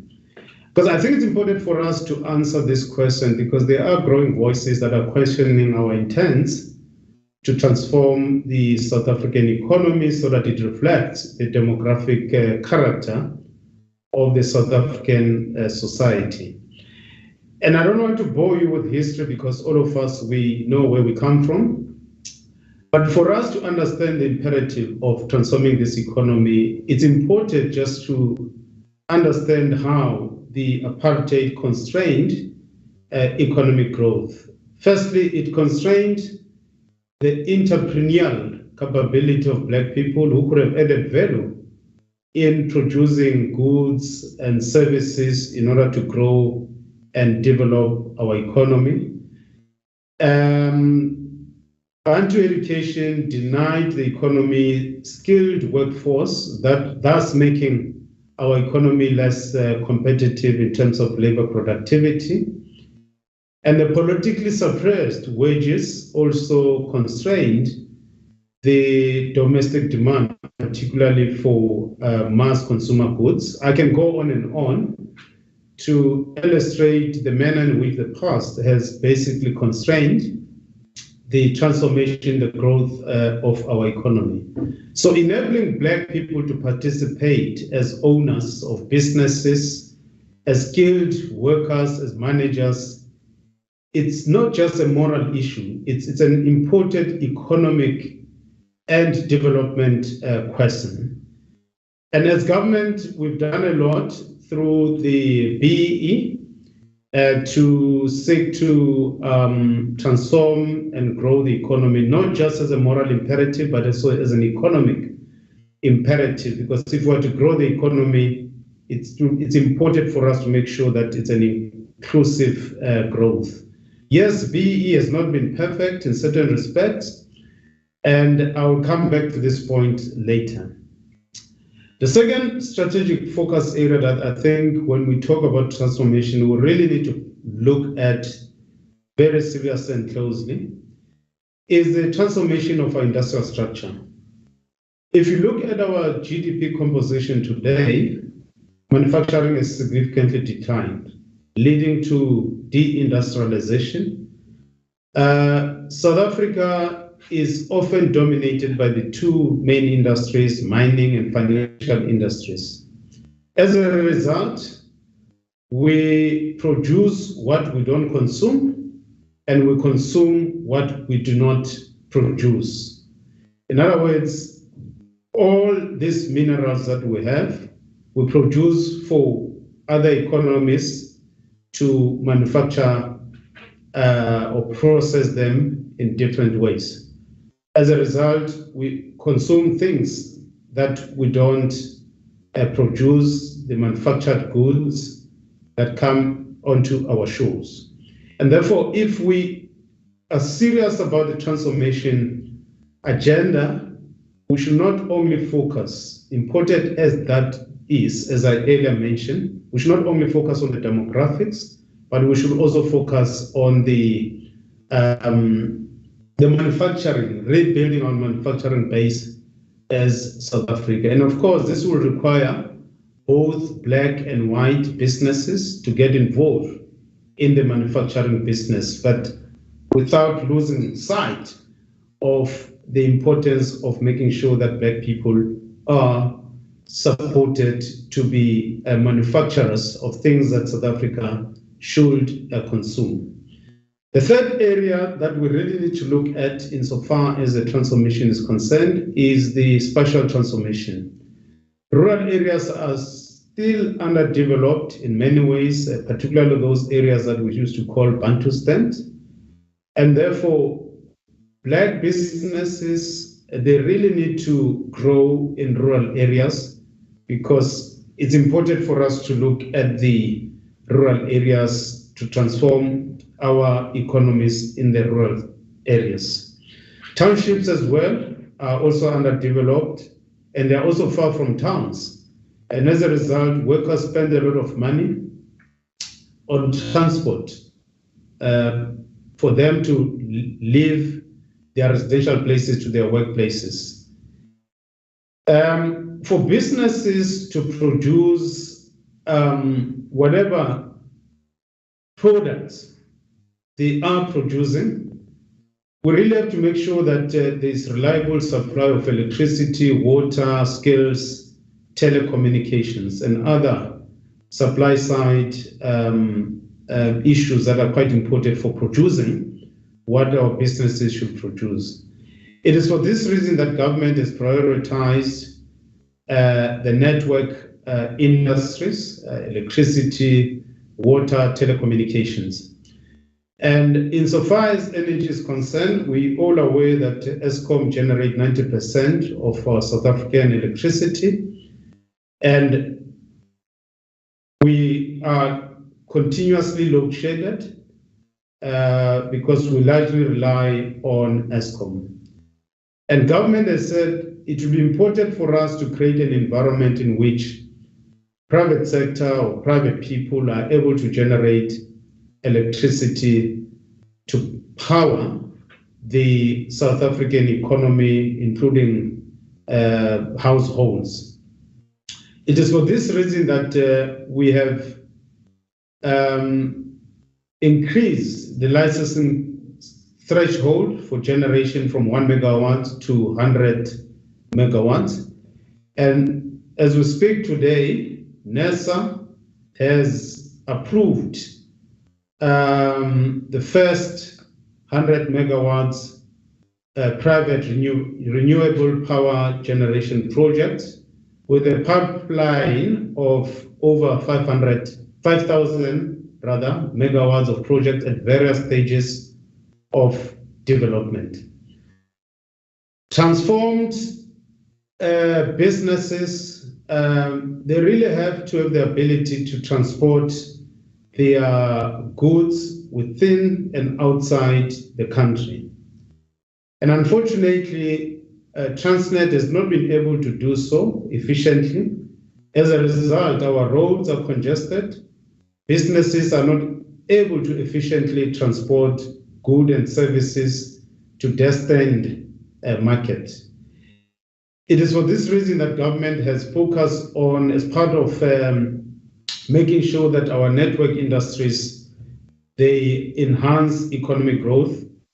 We have focused on the Transnet, and in this regard, government has said it's important for us to enable third parties to get access to our road for competitive reasons, which would also lead to the reduction or the decrease insofar as the cost of transporting goods within the country and outside the country.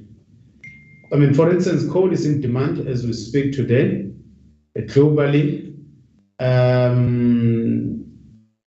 but we are not able to take this coal out of South Africa because of our inefficiencies insofar as the logistics are concerned. So we're hoping that the third-party access will really help us to deal with this problem. The skills are important for businesses to really produce what they have to produce. And precisely because of the past and the slow pace at which we are dealing with some of the skills gaps that we have in our society, we have, as a temporary measure, as government, published or identified critical skills that should be for import by the private sector. And we're hoping that the business will take this opportunity to import the critical skills that are required by our economy. And this should be treated as a temporary measure to continue to provide skills for our economy. I think we do need to develop these skills here in South Africa. We're spending a lot of money on both basic and higher educations. So all these interventions that I've spoken about in our network industry, that is electricity, water, telecommunications, are core tenets of the economic reconstruction and recovery plan, which has been agreed upon by different actors in society, particularly business, labor, as well as government and the community. Let me end by talking about the how, as government, we are breaking the barriers to entry for SMMEs as well as Black business in general. Because it's important for us to break these barriers for entry in our highly concentrated and centralized economy. The challenge for aspirant new entrants in any market is always access to finance, to market skills, technology, and as well as infrastructure. And there's a number of things that we have done in government to break those barriers to entry, from finance side, from skill side, from the market side, how we also ourselves as government, as a consumer of goods and services that are provided by business, how we have used that as a leverage to make sure that we do have a transformed economy in terms of its demographics, but also in terms of the geographic and increasing or diversifying our GDP composition. So I can go to town in articulating the way in which IDC, CIFA, PIC, and others have done in making sure that our economy is transformed in this regard.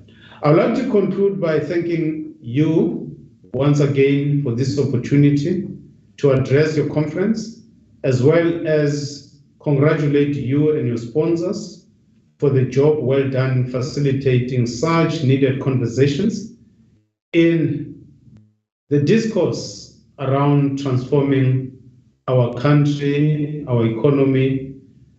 I believe I speak for everyone here when I say we look forward for more or to more future successes of top empowerment and businesses you recognize and promote with optimism. I thank you.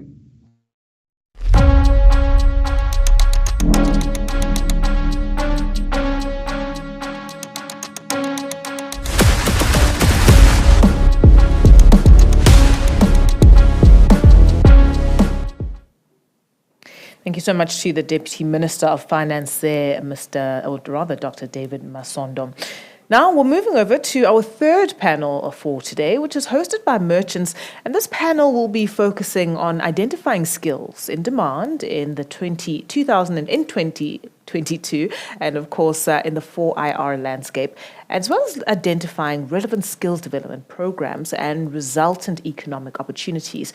This panel is moderated by Babalwa Ngonyama, chairperson of the UCT Council.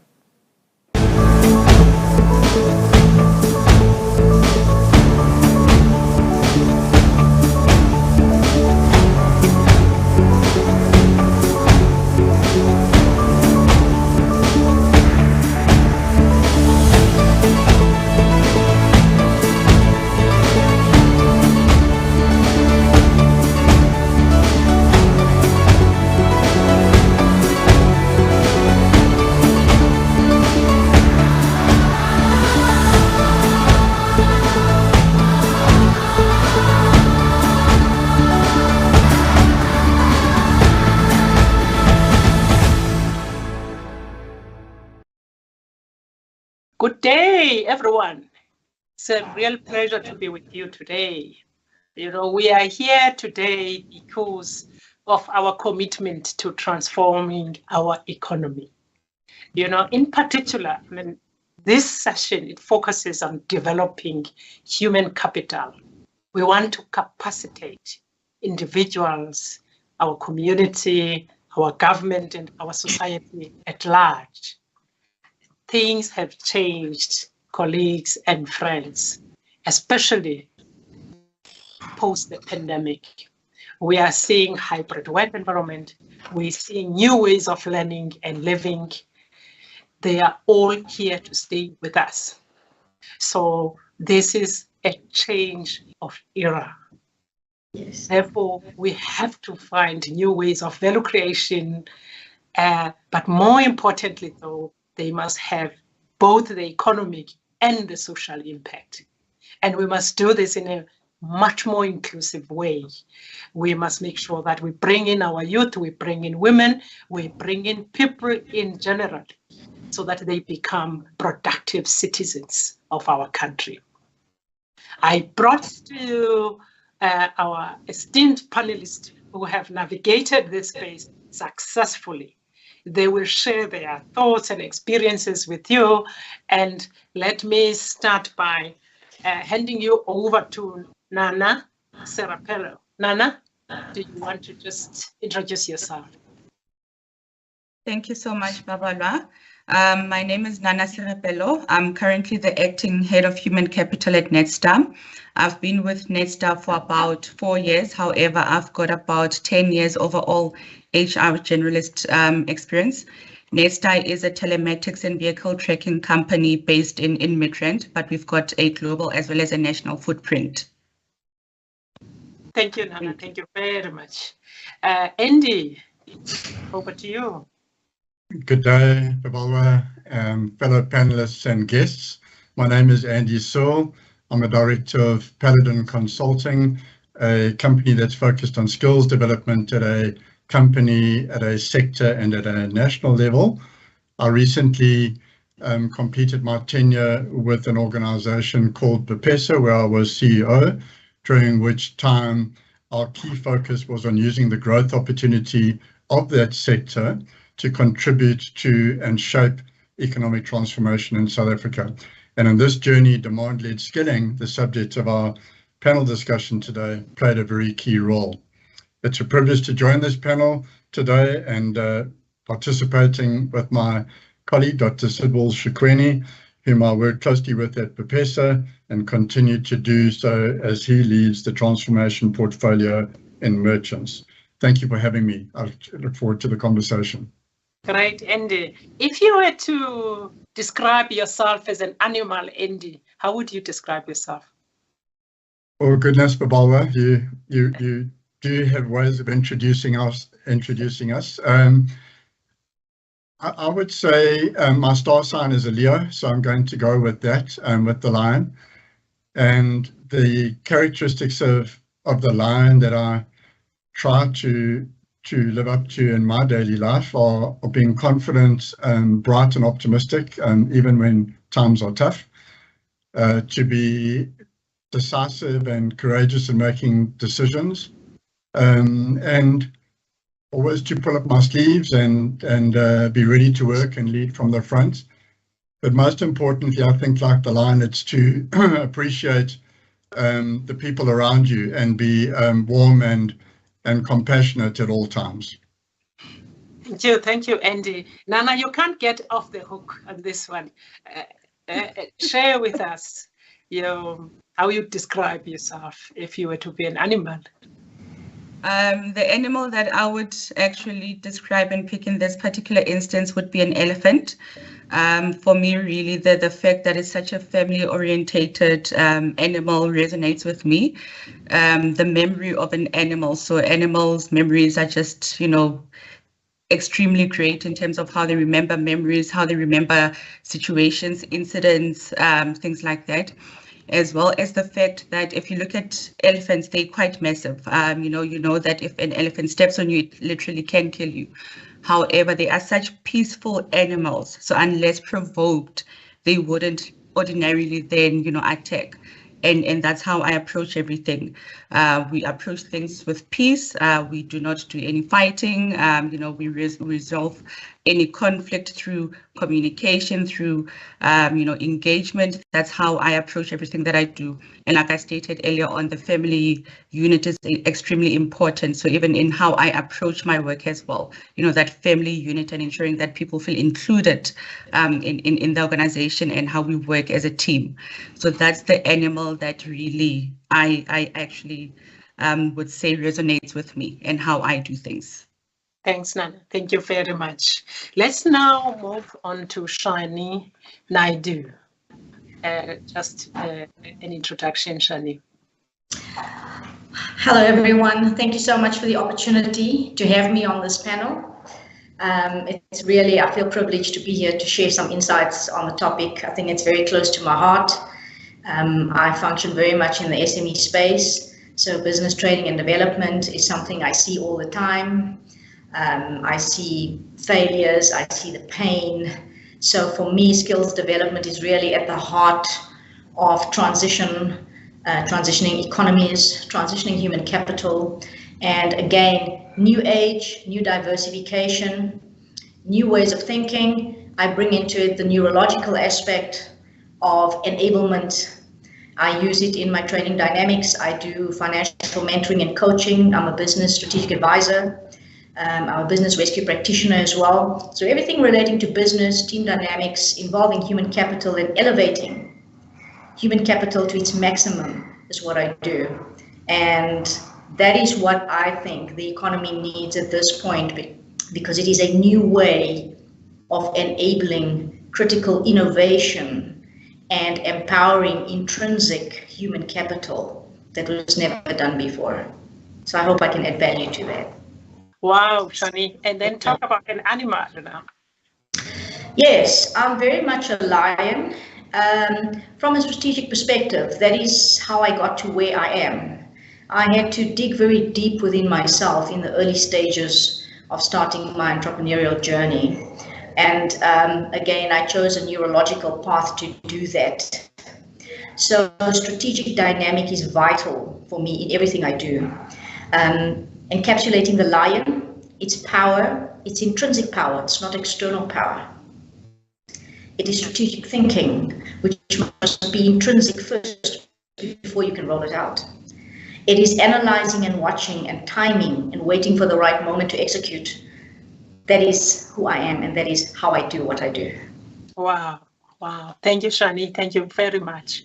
Let's now move to Sidwell Shikweni. Over to you.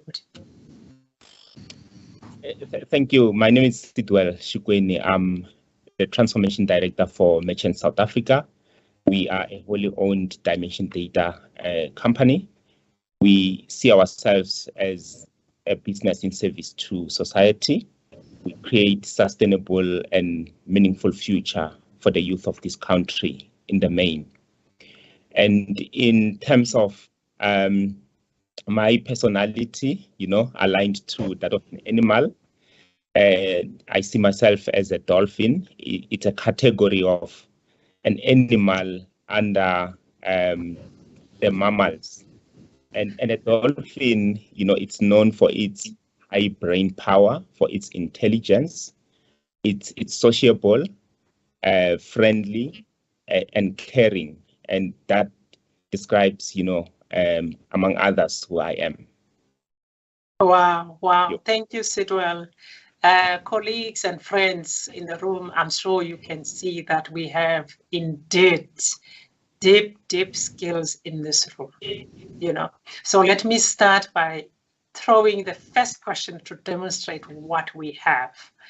So the topic of today is demand-led skills development as an enabler of economic transformation. I just want Nana to lead us in this discussion and share with us her thought. What is that, Nana?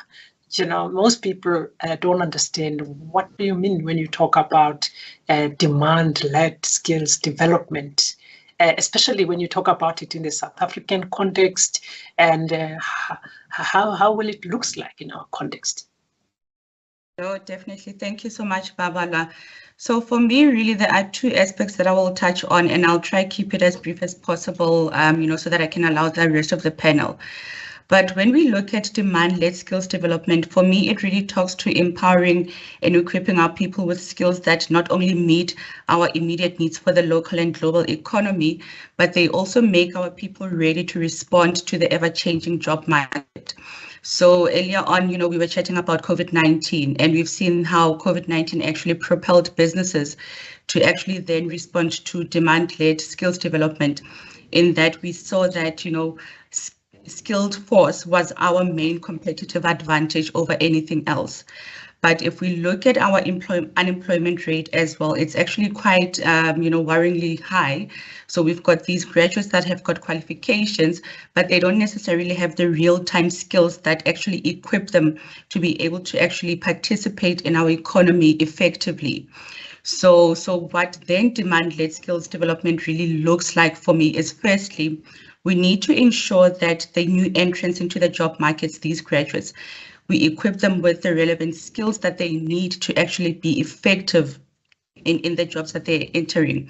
We need to partner with organizations such as the SETAs as well, as employers, so that we then factor these programs aligned to the skills that we need, as well as ensure that the community at large also benefits from these skills development initiatives that we are working on. But secondly, we can't only then, only look at the new entrants into the job market. We've got people that are already in the job market, people that are working, that have been in the workforce for about 5 years, 10 years, 20 plus. And we need to actually then also take them into consideration when we actually look at what does demand-led skills development look like. And for me, it says then, these people understand that jobs have changed. COVID-19 actually forced us to change how we think, how we do things, how we actually perform our jobs. So we then need to ensure that when we factor in design skills development initiatives for our people, we make sure that we give them skills that allow them to be mobile and agile enough to actually then be able to perform jobs at any global economy, across either nationally or across the internationally as well. So this means that, like I stated earlier on, let's partner with the SETAs, let's engage as employers as well. We need to have then feedback mechanisms in place to say, if this is a skills initiative that I have, is it really responding to what the real-time needs are? But is it also equipping our people for the future needs? Because we know that a skill that is relevant today may ordinarily not be relevant tomorrow. So how do we then keep abreast of that? So we need to then have that partnership as both corporate and private, corporate and public sector, as well as the government. So really for me, that's in context what, demand-led skills development looks like, both from a new entrant perspective and people that are in the workforce itself. Thanks, Nana. Shani, tell us what's hindering us from achieving what Nana is talking about. I'm asking you because you wear that neurological lens in you. I think you are the right person to talk to us about what are these challenges, what's stopping us. Okay, thank you for the question, and I think that's a vital question because it impacts every single one of us, you, me, all of us here today, and everyone who's listening. So there are many factors that impact us as individuals and that impact companies from a skills development perspective and from a learning perspective. But in addition to that, we need to go one step further. And the one step further is the neurological component that affects everything that we do.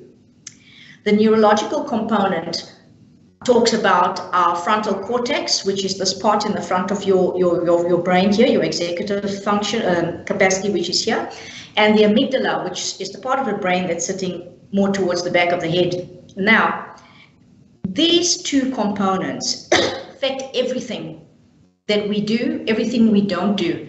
It will affect the extent of the success of skills development in rollout and output in companies, and it will impact how this affects the economy at large, be it locally or globally. So, for example, all of us come from an era that has had many difficulties and setbacks attached to it. Be you black, blue, white, green, purple, it makes no difference. And we have all been impacted on a neurological level. The standard functionality of each individual is emotional, which means your amygdala, you make decisions and take directions and steps in your life based on emotion, which is from your amygdala. If your foundation has a lot of negative impact from your early years right through your teenage years, development years, into your learning and development, your educational sector, you coming into the workforce as part of human capital, all of that is going to remain a fundamental factor that impacts how you function as part of a team or part of bigger human capital towards output or productivity. Some of us have had damaging impact, and it instills us with fear, with unnecessary questioning in our heads when we want to do something.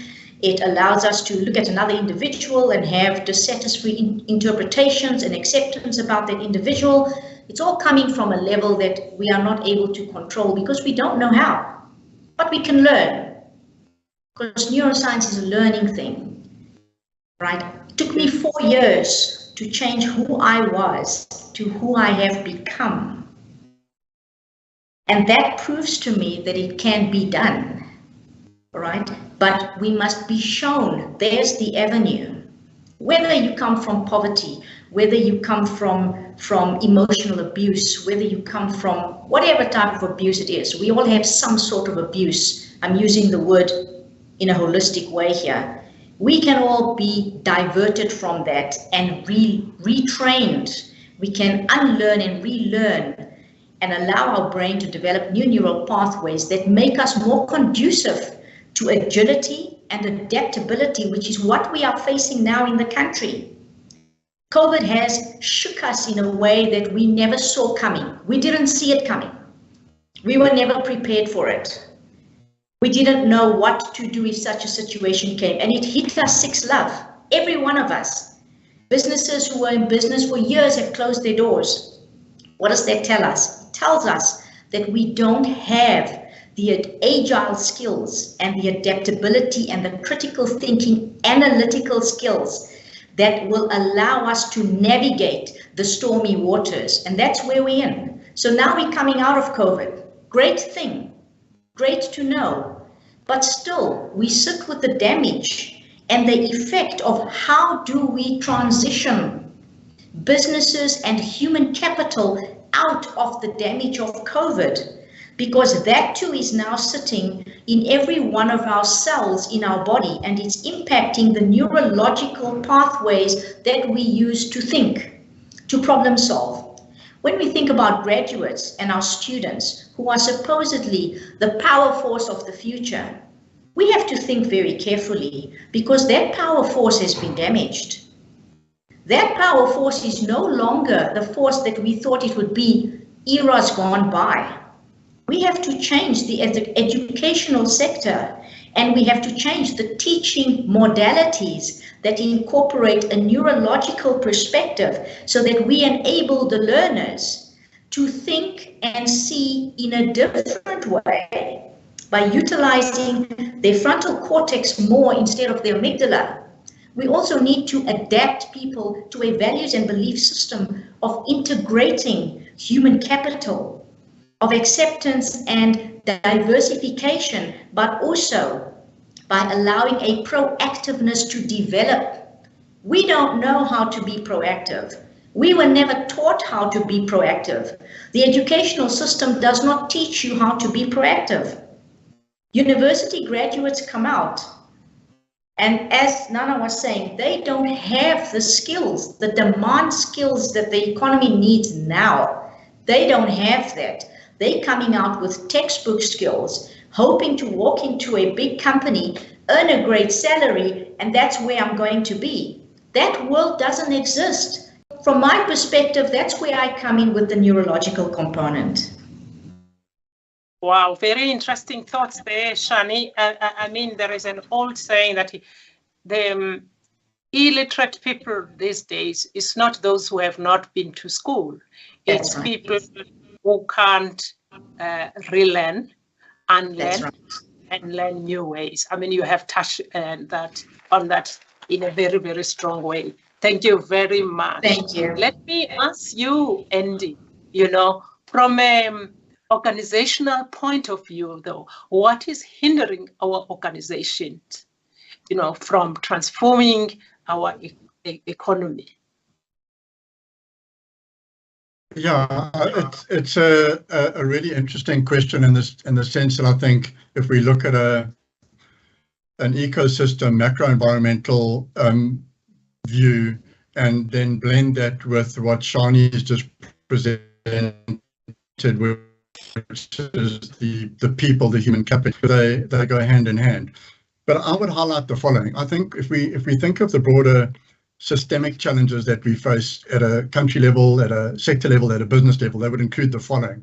First of all, to the point already made, we've got big challenges with the schooling system in that it does not prepare young people to be confident, to be proactive, to come into the world of work with the life skills that they really need in order to be able to learn and in order to be able to work confidently. And so that's got to be bridged through some form of work readiness training or gap closing training and on-the-job training. They need a lot of support. So a lot to be done there. I think, as has been said, our world has changed and we use technology a lot just to interact with each other like we're doing now in a virtual panel session. And yet so many young people from marginalized communities don't have digital access. They don't have the infrastructure. They can't afford the costs of data. They can't access content to learn from. They can't access work to perform online. And so these access to these digital resources at a school and post-school, whether you're learning or working, are really, really important. And currently they are impediments to our transformation. I think also related to the first point is that we don't have enough capacity in the country, at least not coordinated capacity, to provide that bridging training, to prepare young people for today and tomorrow's world of work, not yesterday's world of work. And to do that through focusing first and foremost on the person, on dealing with my history, with who I am, with where I'm going, and my ability to engage and interact, with society and with the economy in that bridging. I think at a national level, we've got a disconnect in some ways between existing policies and the behaviors that they drive, and then the reality of what today and tomorrow's world of work is. We've heard it. We're in a very agile, rapidly changing world. And our policy frameworks, while being reconsidered, are not yet mirroring that reality of our world of work. I think the skilling backlog that we've got requires tremendous amount of funding. And not that there isn't a lot of money flowing into skills development. DHETS, in their 2022 budget have planned 130 billion rand in the post-school education and training environment. That's a lot of money, but it doesn't seem to be having the impact on equipping communities and young people and company to respond to these changes. And so accessing that funding for demand-led initiatives is something that we've got to become better at doing. It's an impediment right now. And then I think we heard about pedagogy and how things need to change. And there's definitely a cultural shift in the way that we learn that needs to take place. We need to appreciate that there's a combination, which we don't have at the moment, of enabling young people in South Africa to self-direct their learning, but they must have access, they must have some guidance, to democratize learning, to give people access to learning for the things that they want to do and the things that they feel that they need to do, but to give them the insights in what are those, what are the jobs in high demand, so that they can go and focus on those rather than being guided into a college or a university or a business environment with skills that are redundant or going to become redundant. And I think that we've got to equip people to take more ownership of that journey while we provide the support to them at a personal level and at a resource level. So I think those are some of the macro factors that are impeding our transformation, because they're impeding how we develop ourselves as people and how we can interact in this rapidly changing world. Thank you, Andy.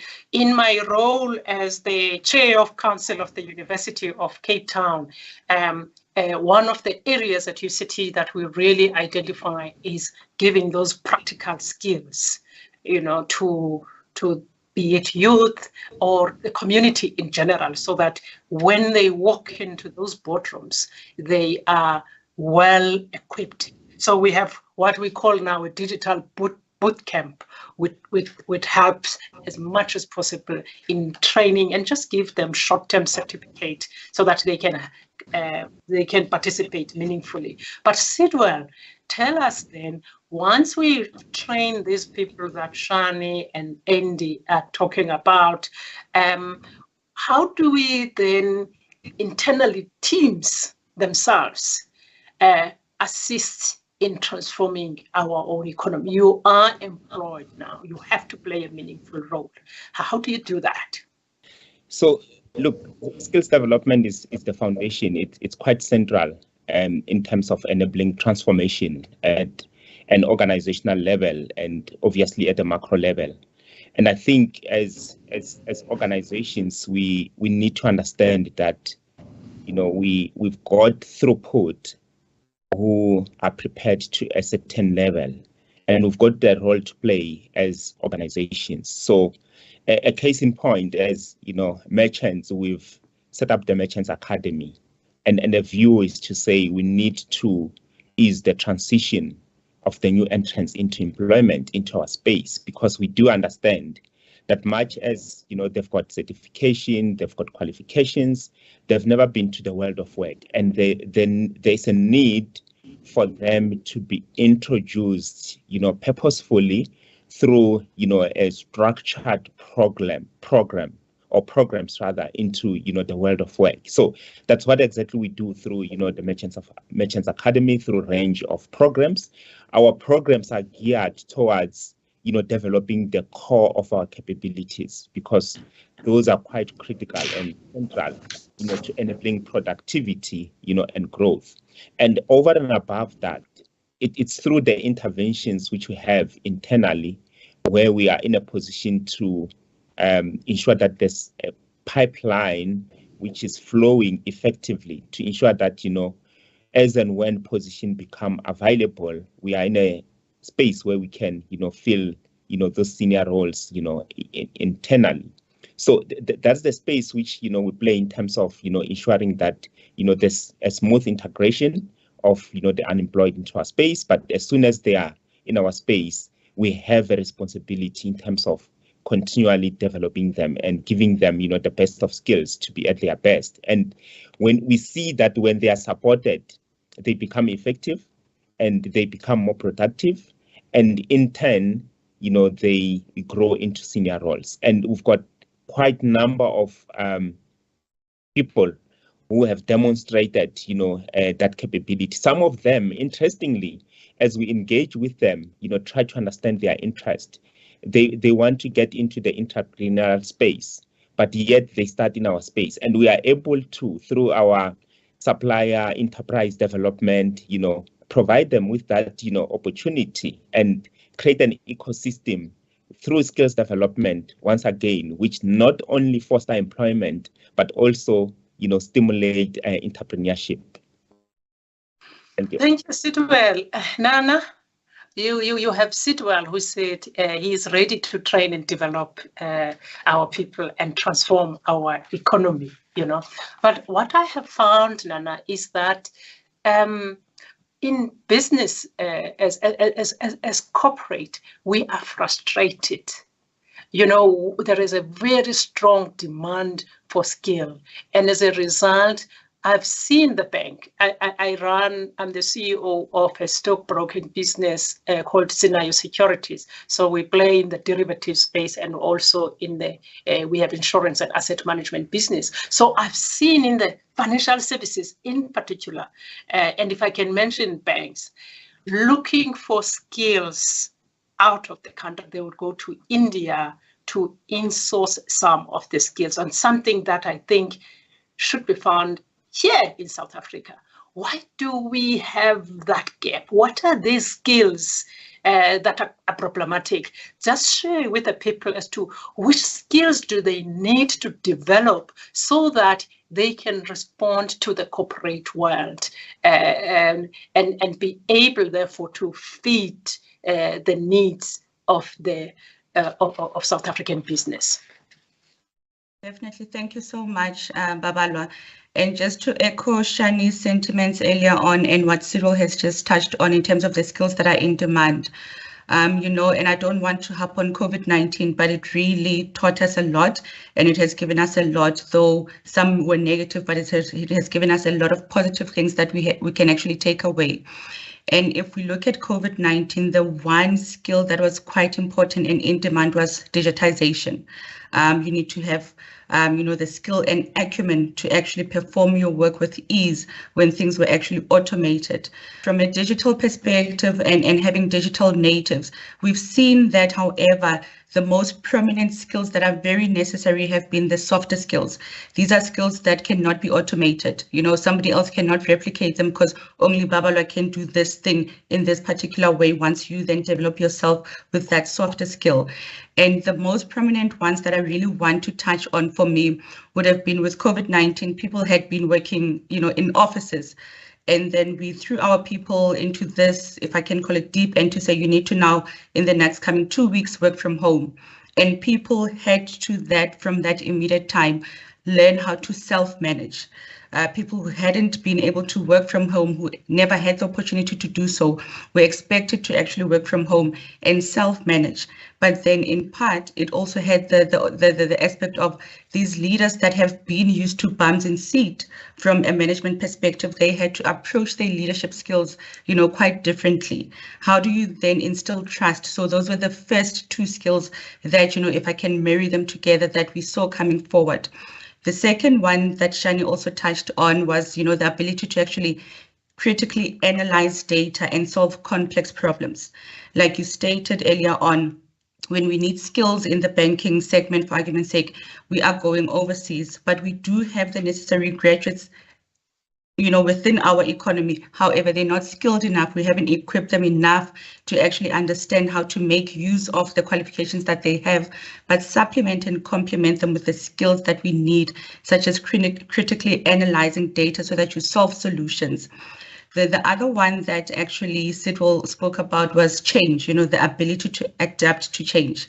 One of the things that we've done at Netstar as well is that we have actually factored every single change that happens within the organization at large with a change management program. And we assess what is the impact on our people? What is the impact on the wider business? What is the impact as well on the industry? And what are the skills that our people then need to continuously then have an ongoing change management mindset? And, you know, it's not necessarily a skill that we always, you know, think of when we think about skills, but it has proven with COVID-19 that change management and adaptability is very critical and key.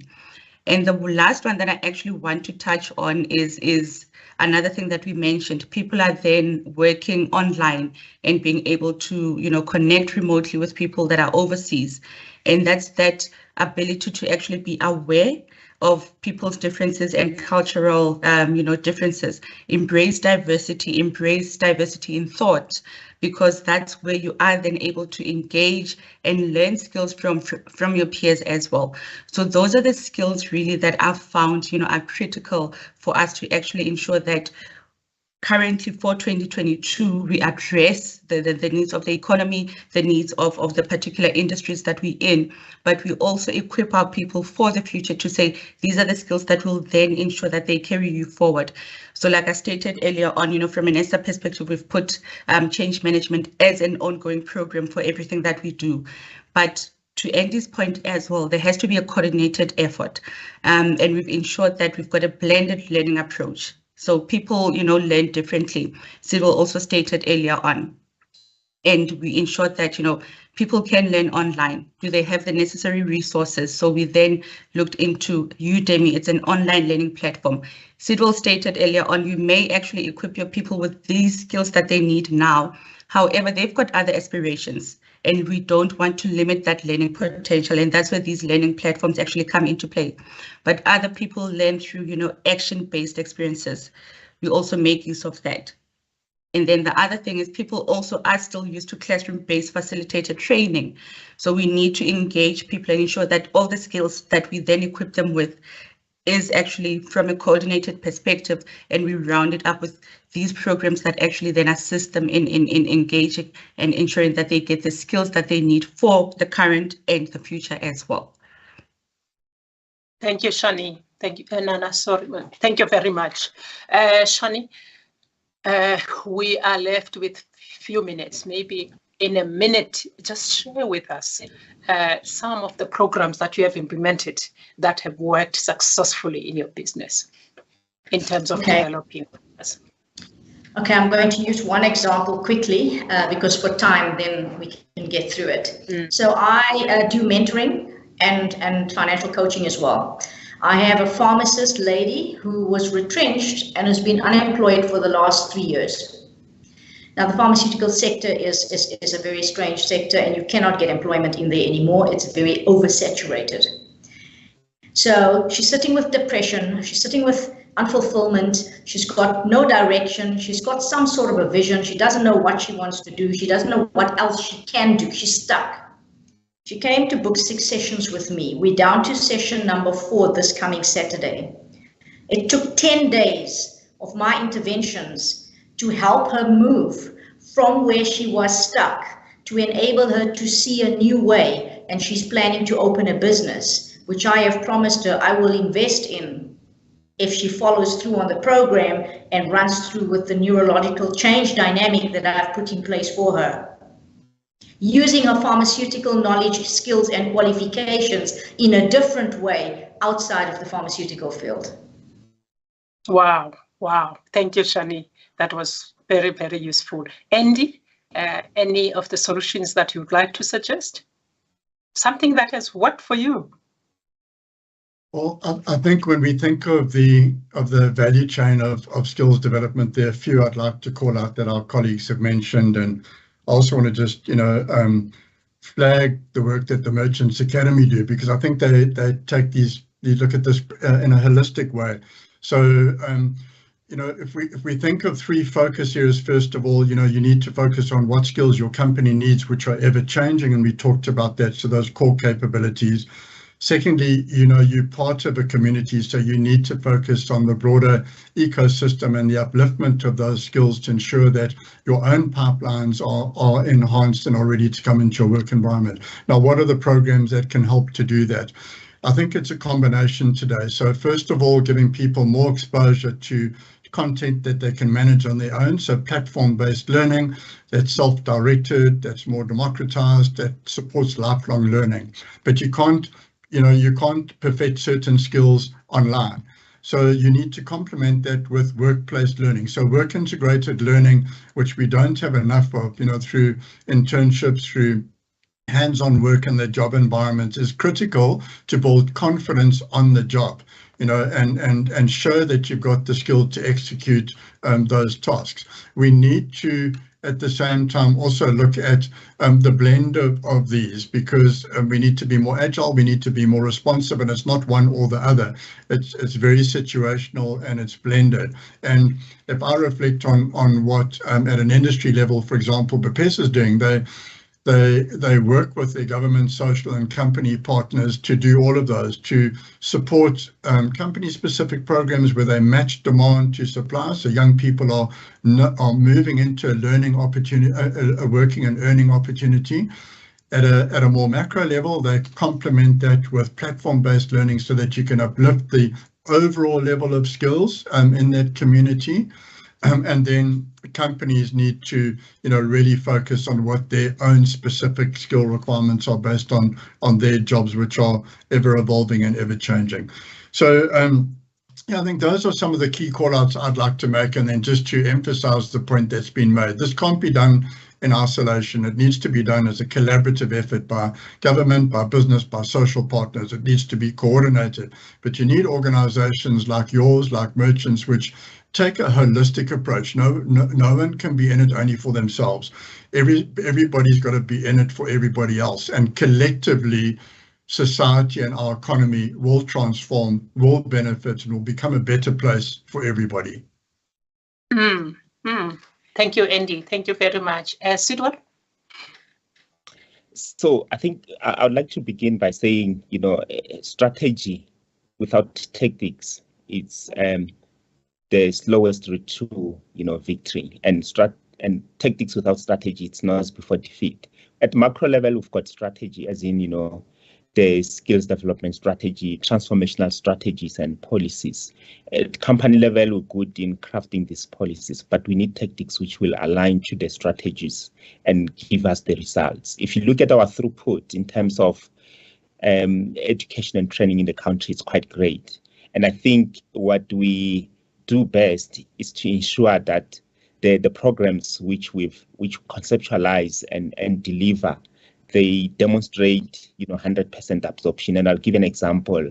We've embedded as part of our strategy, Yes for Youth, providing youth with experience.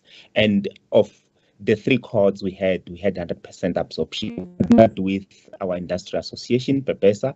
We partnered with our industrial association, KBPO, and we implemented learnerships, and that translated into 100%, absorption. And that, in a way, demonstrate, demand-led skills, development interventions. And I think the recipe to it is, work integrated, learning, which should be embedded as part of, the learning methodologies in the different setting, be it, at corporate academies, be it at TVET, be it at, higher education institutions. And I'm saying this from experience because I'm a product of an internship program, coming out of the university, and I see how useful are those, initiatives in terms of ensuring transition into the world of work. So I think that there's quite a few which we can do, but yeah, we just need a collaborative effort, as Andy has indicated, in areas where in areas of transformation and where we are to make difference, to society. There's no space for us to compete, but I think the only space available is for us to collaborate. Interesting comments there from all the panelists. Thank you, Sitwell. Thank you, Nana. Thank you, Andy. And thank you to you, Shani. I know you've put a lot of effort and time in preparing for this session. Colleagues and friends in the room, it's all in your hands now.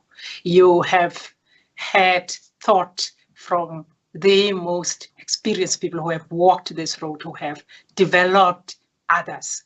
And I guess one of the few takeaways from this session is that we can do it. We can increase the supply. We do have talent in South Africa to develop. We don't have to look too far,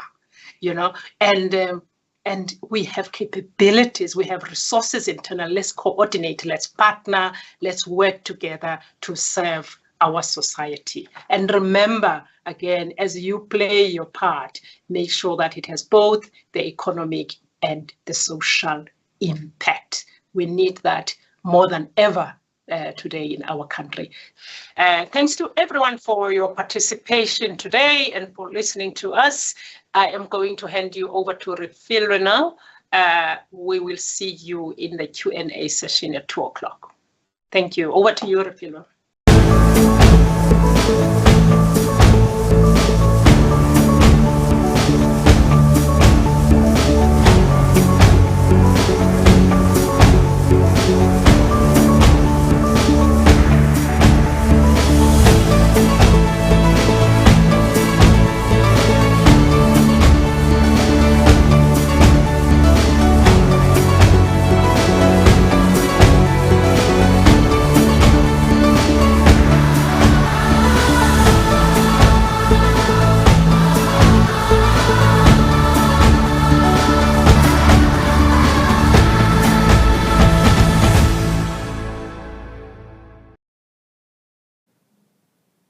A big thank you to Babalwa Ngonyama, chairperson of the UC Council, for facilitating that clear-eyed and really insightful discussion. I enjoyed that. I hope you did too. Now, our next order of business this afternoon is a case study, and the topic at hand is how corporates can open their supply chain to empower SMMEs and the township economy and IDC perspective. This afternoon's speaker is Tshepo Ntlamele, the Business Development Support Specialist for SME Connect Partnership Programs Department at the IDC. Over to you, Tshepo.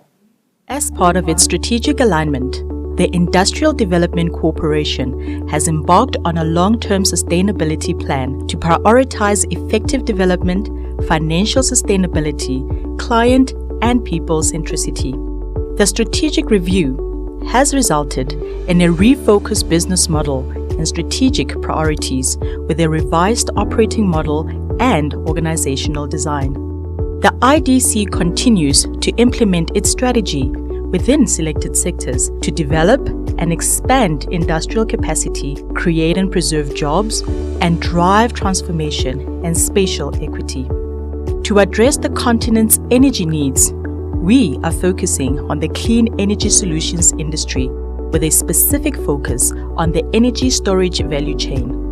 Our objective is to establish South Africa as a major player in the global energy storage industry. Thus, we are pursuing opportunities in renewable energy generation, including electricity generation by companies for their own use. On the technology front, we are supporting Fourth Industrial Revolution-enabled industries with a specific focus on the data analytics industry. We continue to engage with various industry and government forums dealing with the Fourth Industrial Revolution to increase South Africa's adoption of these new technologies. One of the beneficiaries of our funding is DataProfit, a company that uses machine learning technology to assist manufacturing enterprises reduce and eliminate defects and scrap rates in their processes. The Cape Town-based company develops unique software products that optimize manufacturing processes to reduce defects. In Stellenbosch, we have funded Mellowcabs, a local manufacturer of South African-designed and developed light electric vehicles, a market with the potential to create new opportunities for local business worldwide. The investment has positioned Mellowcabs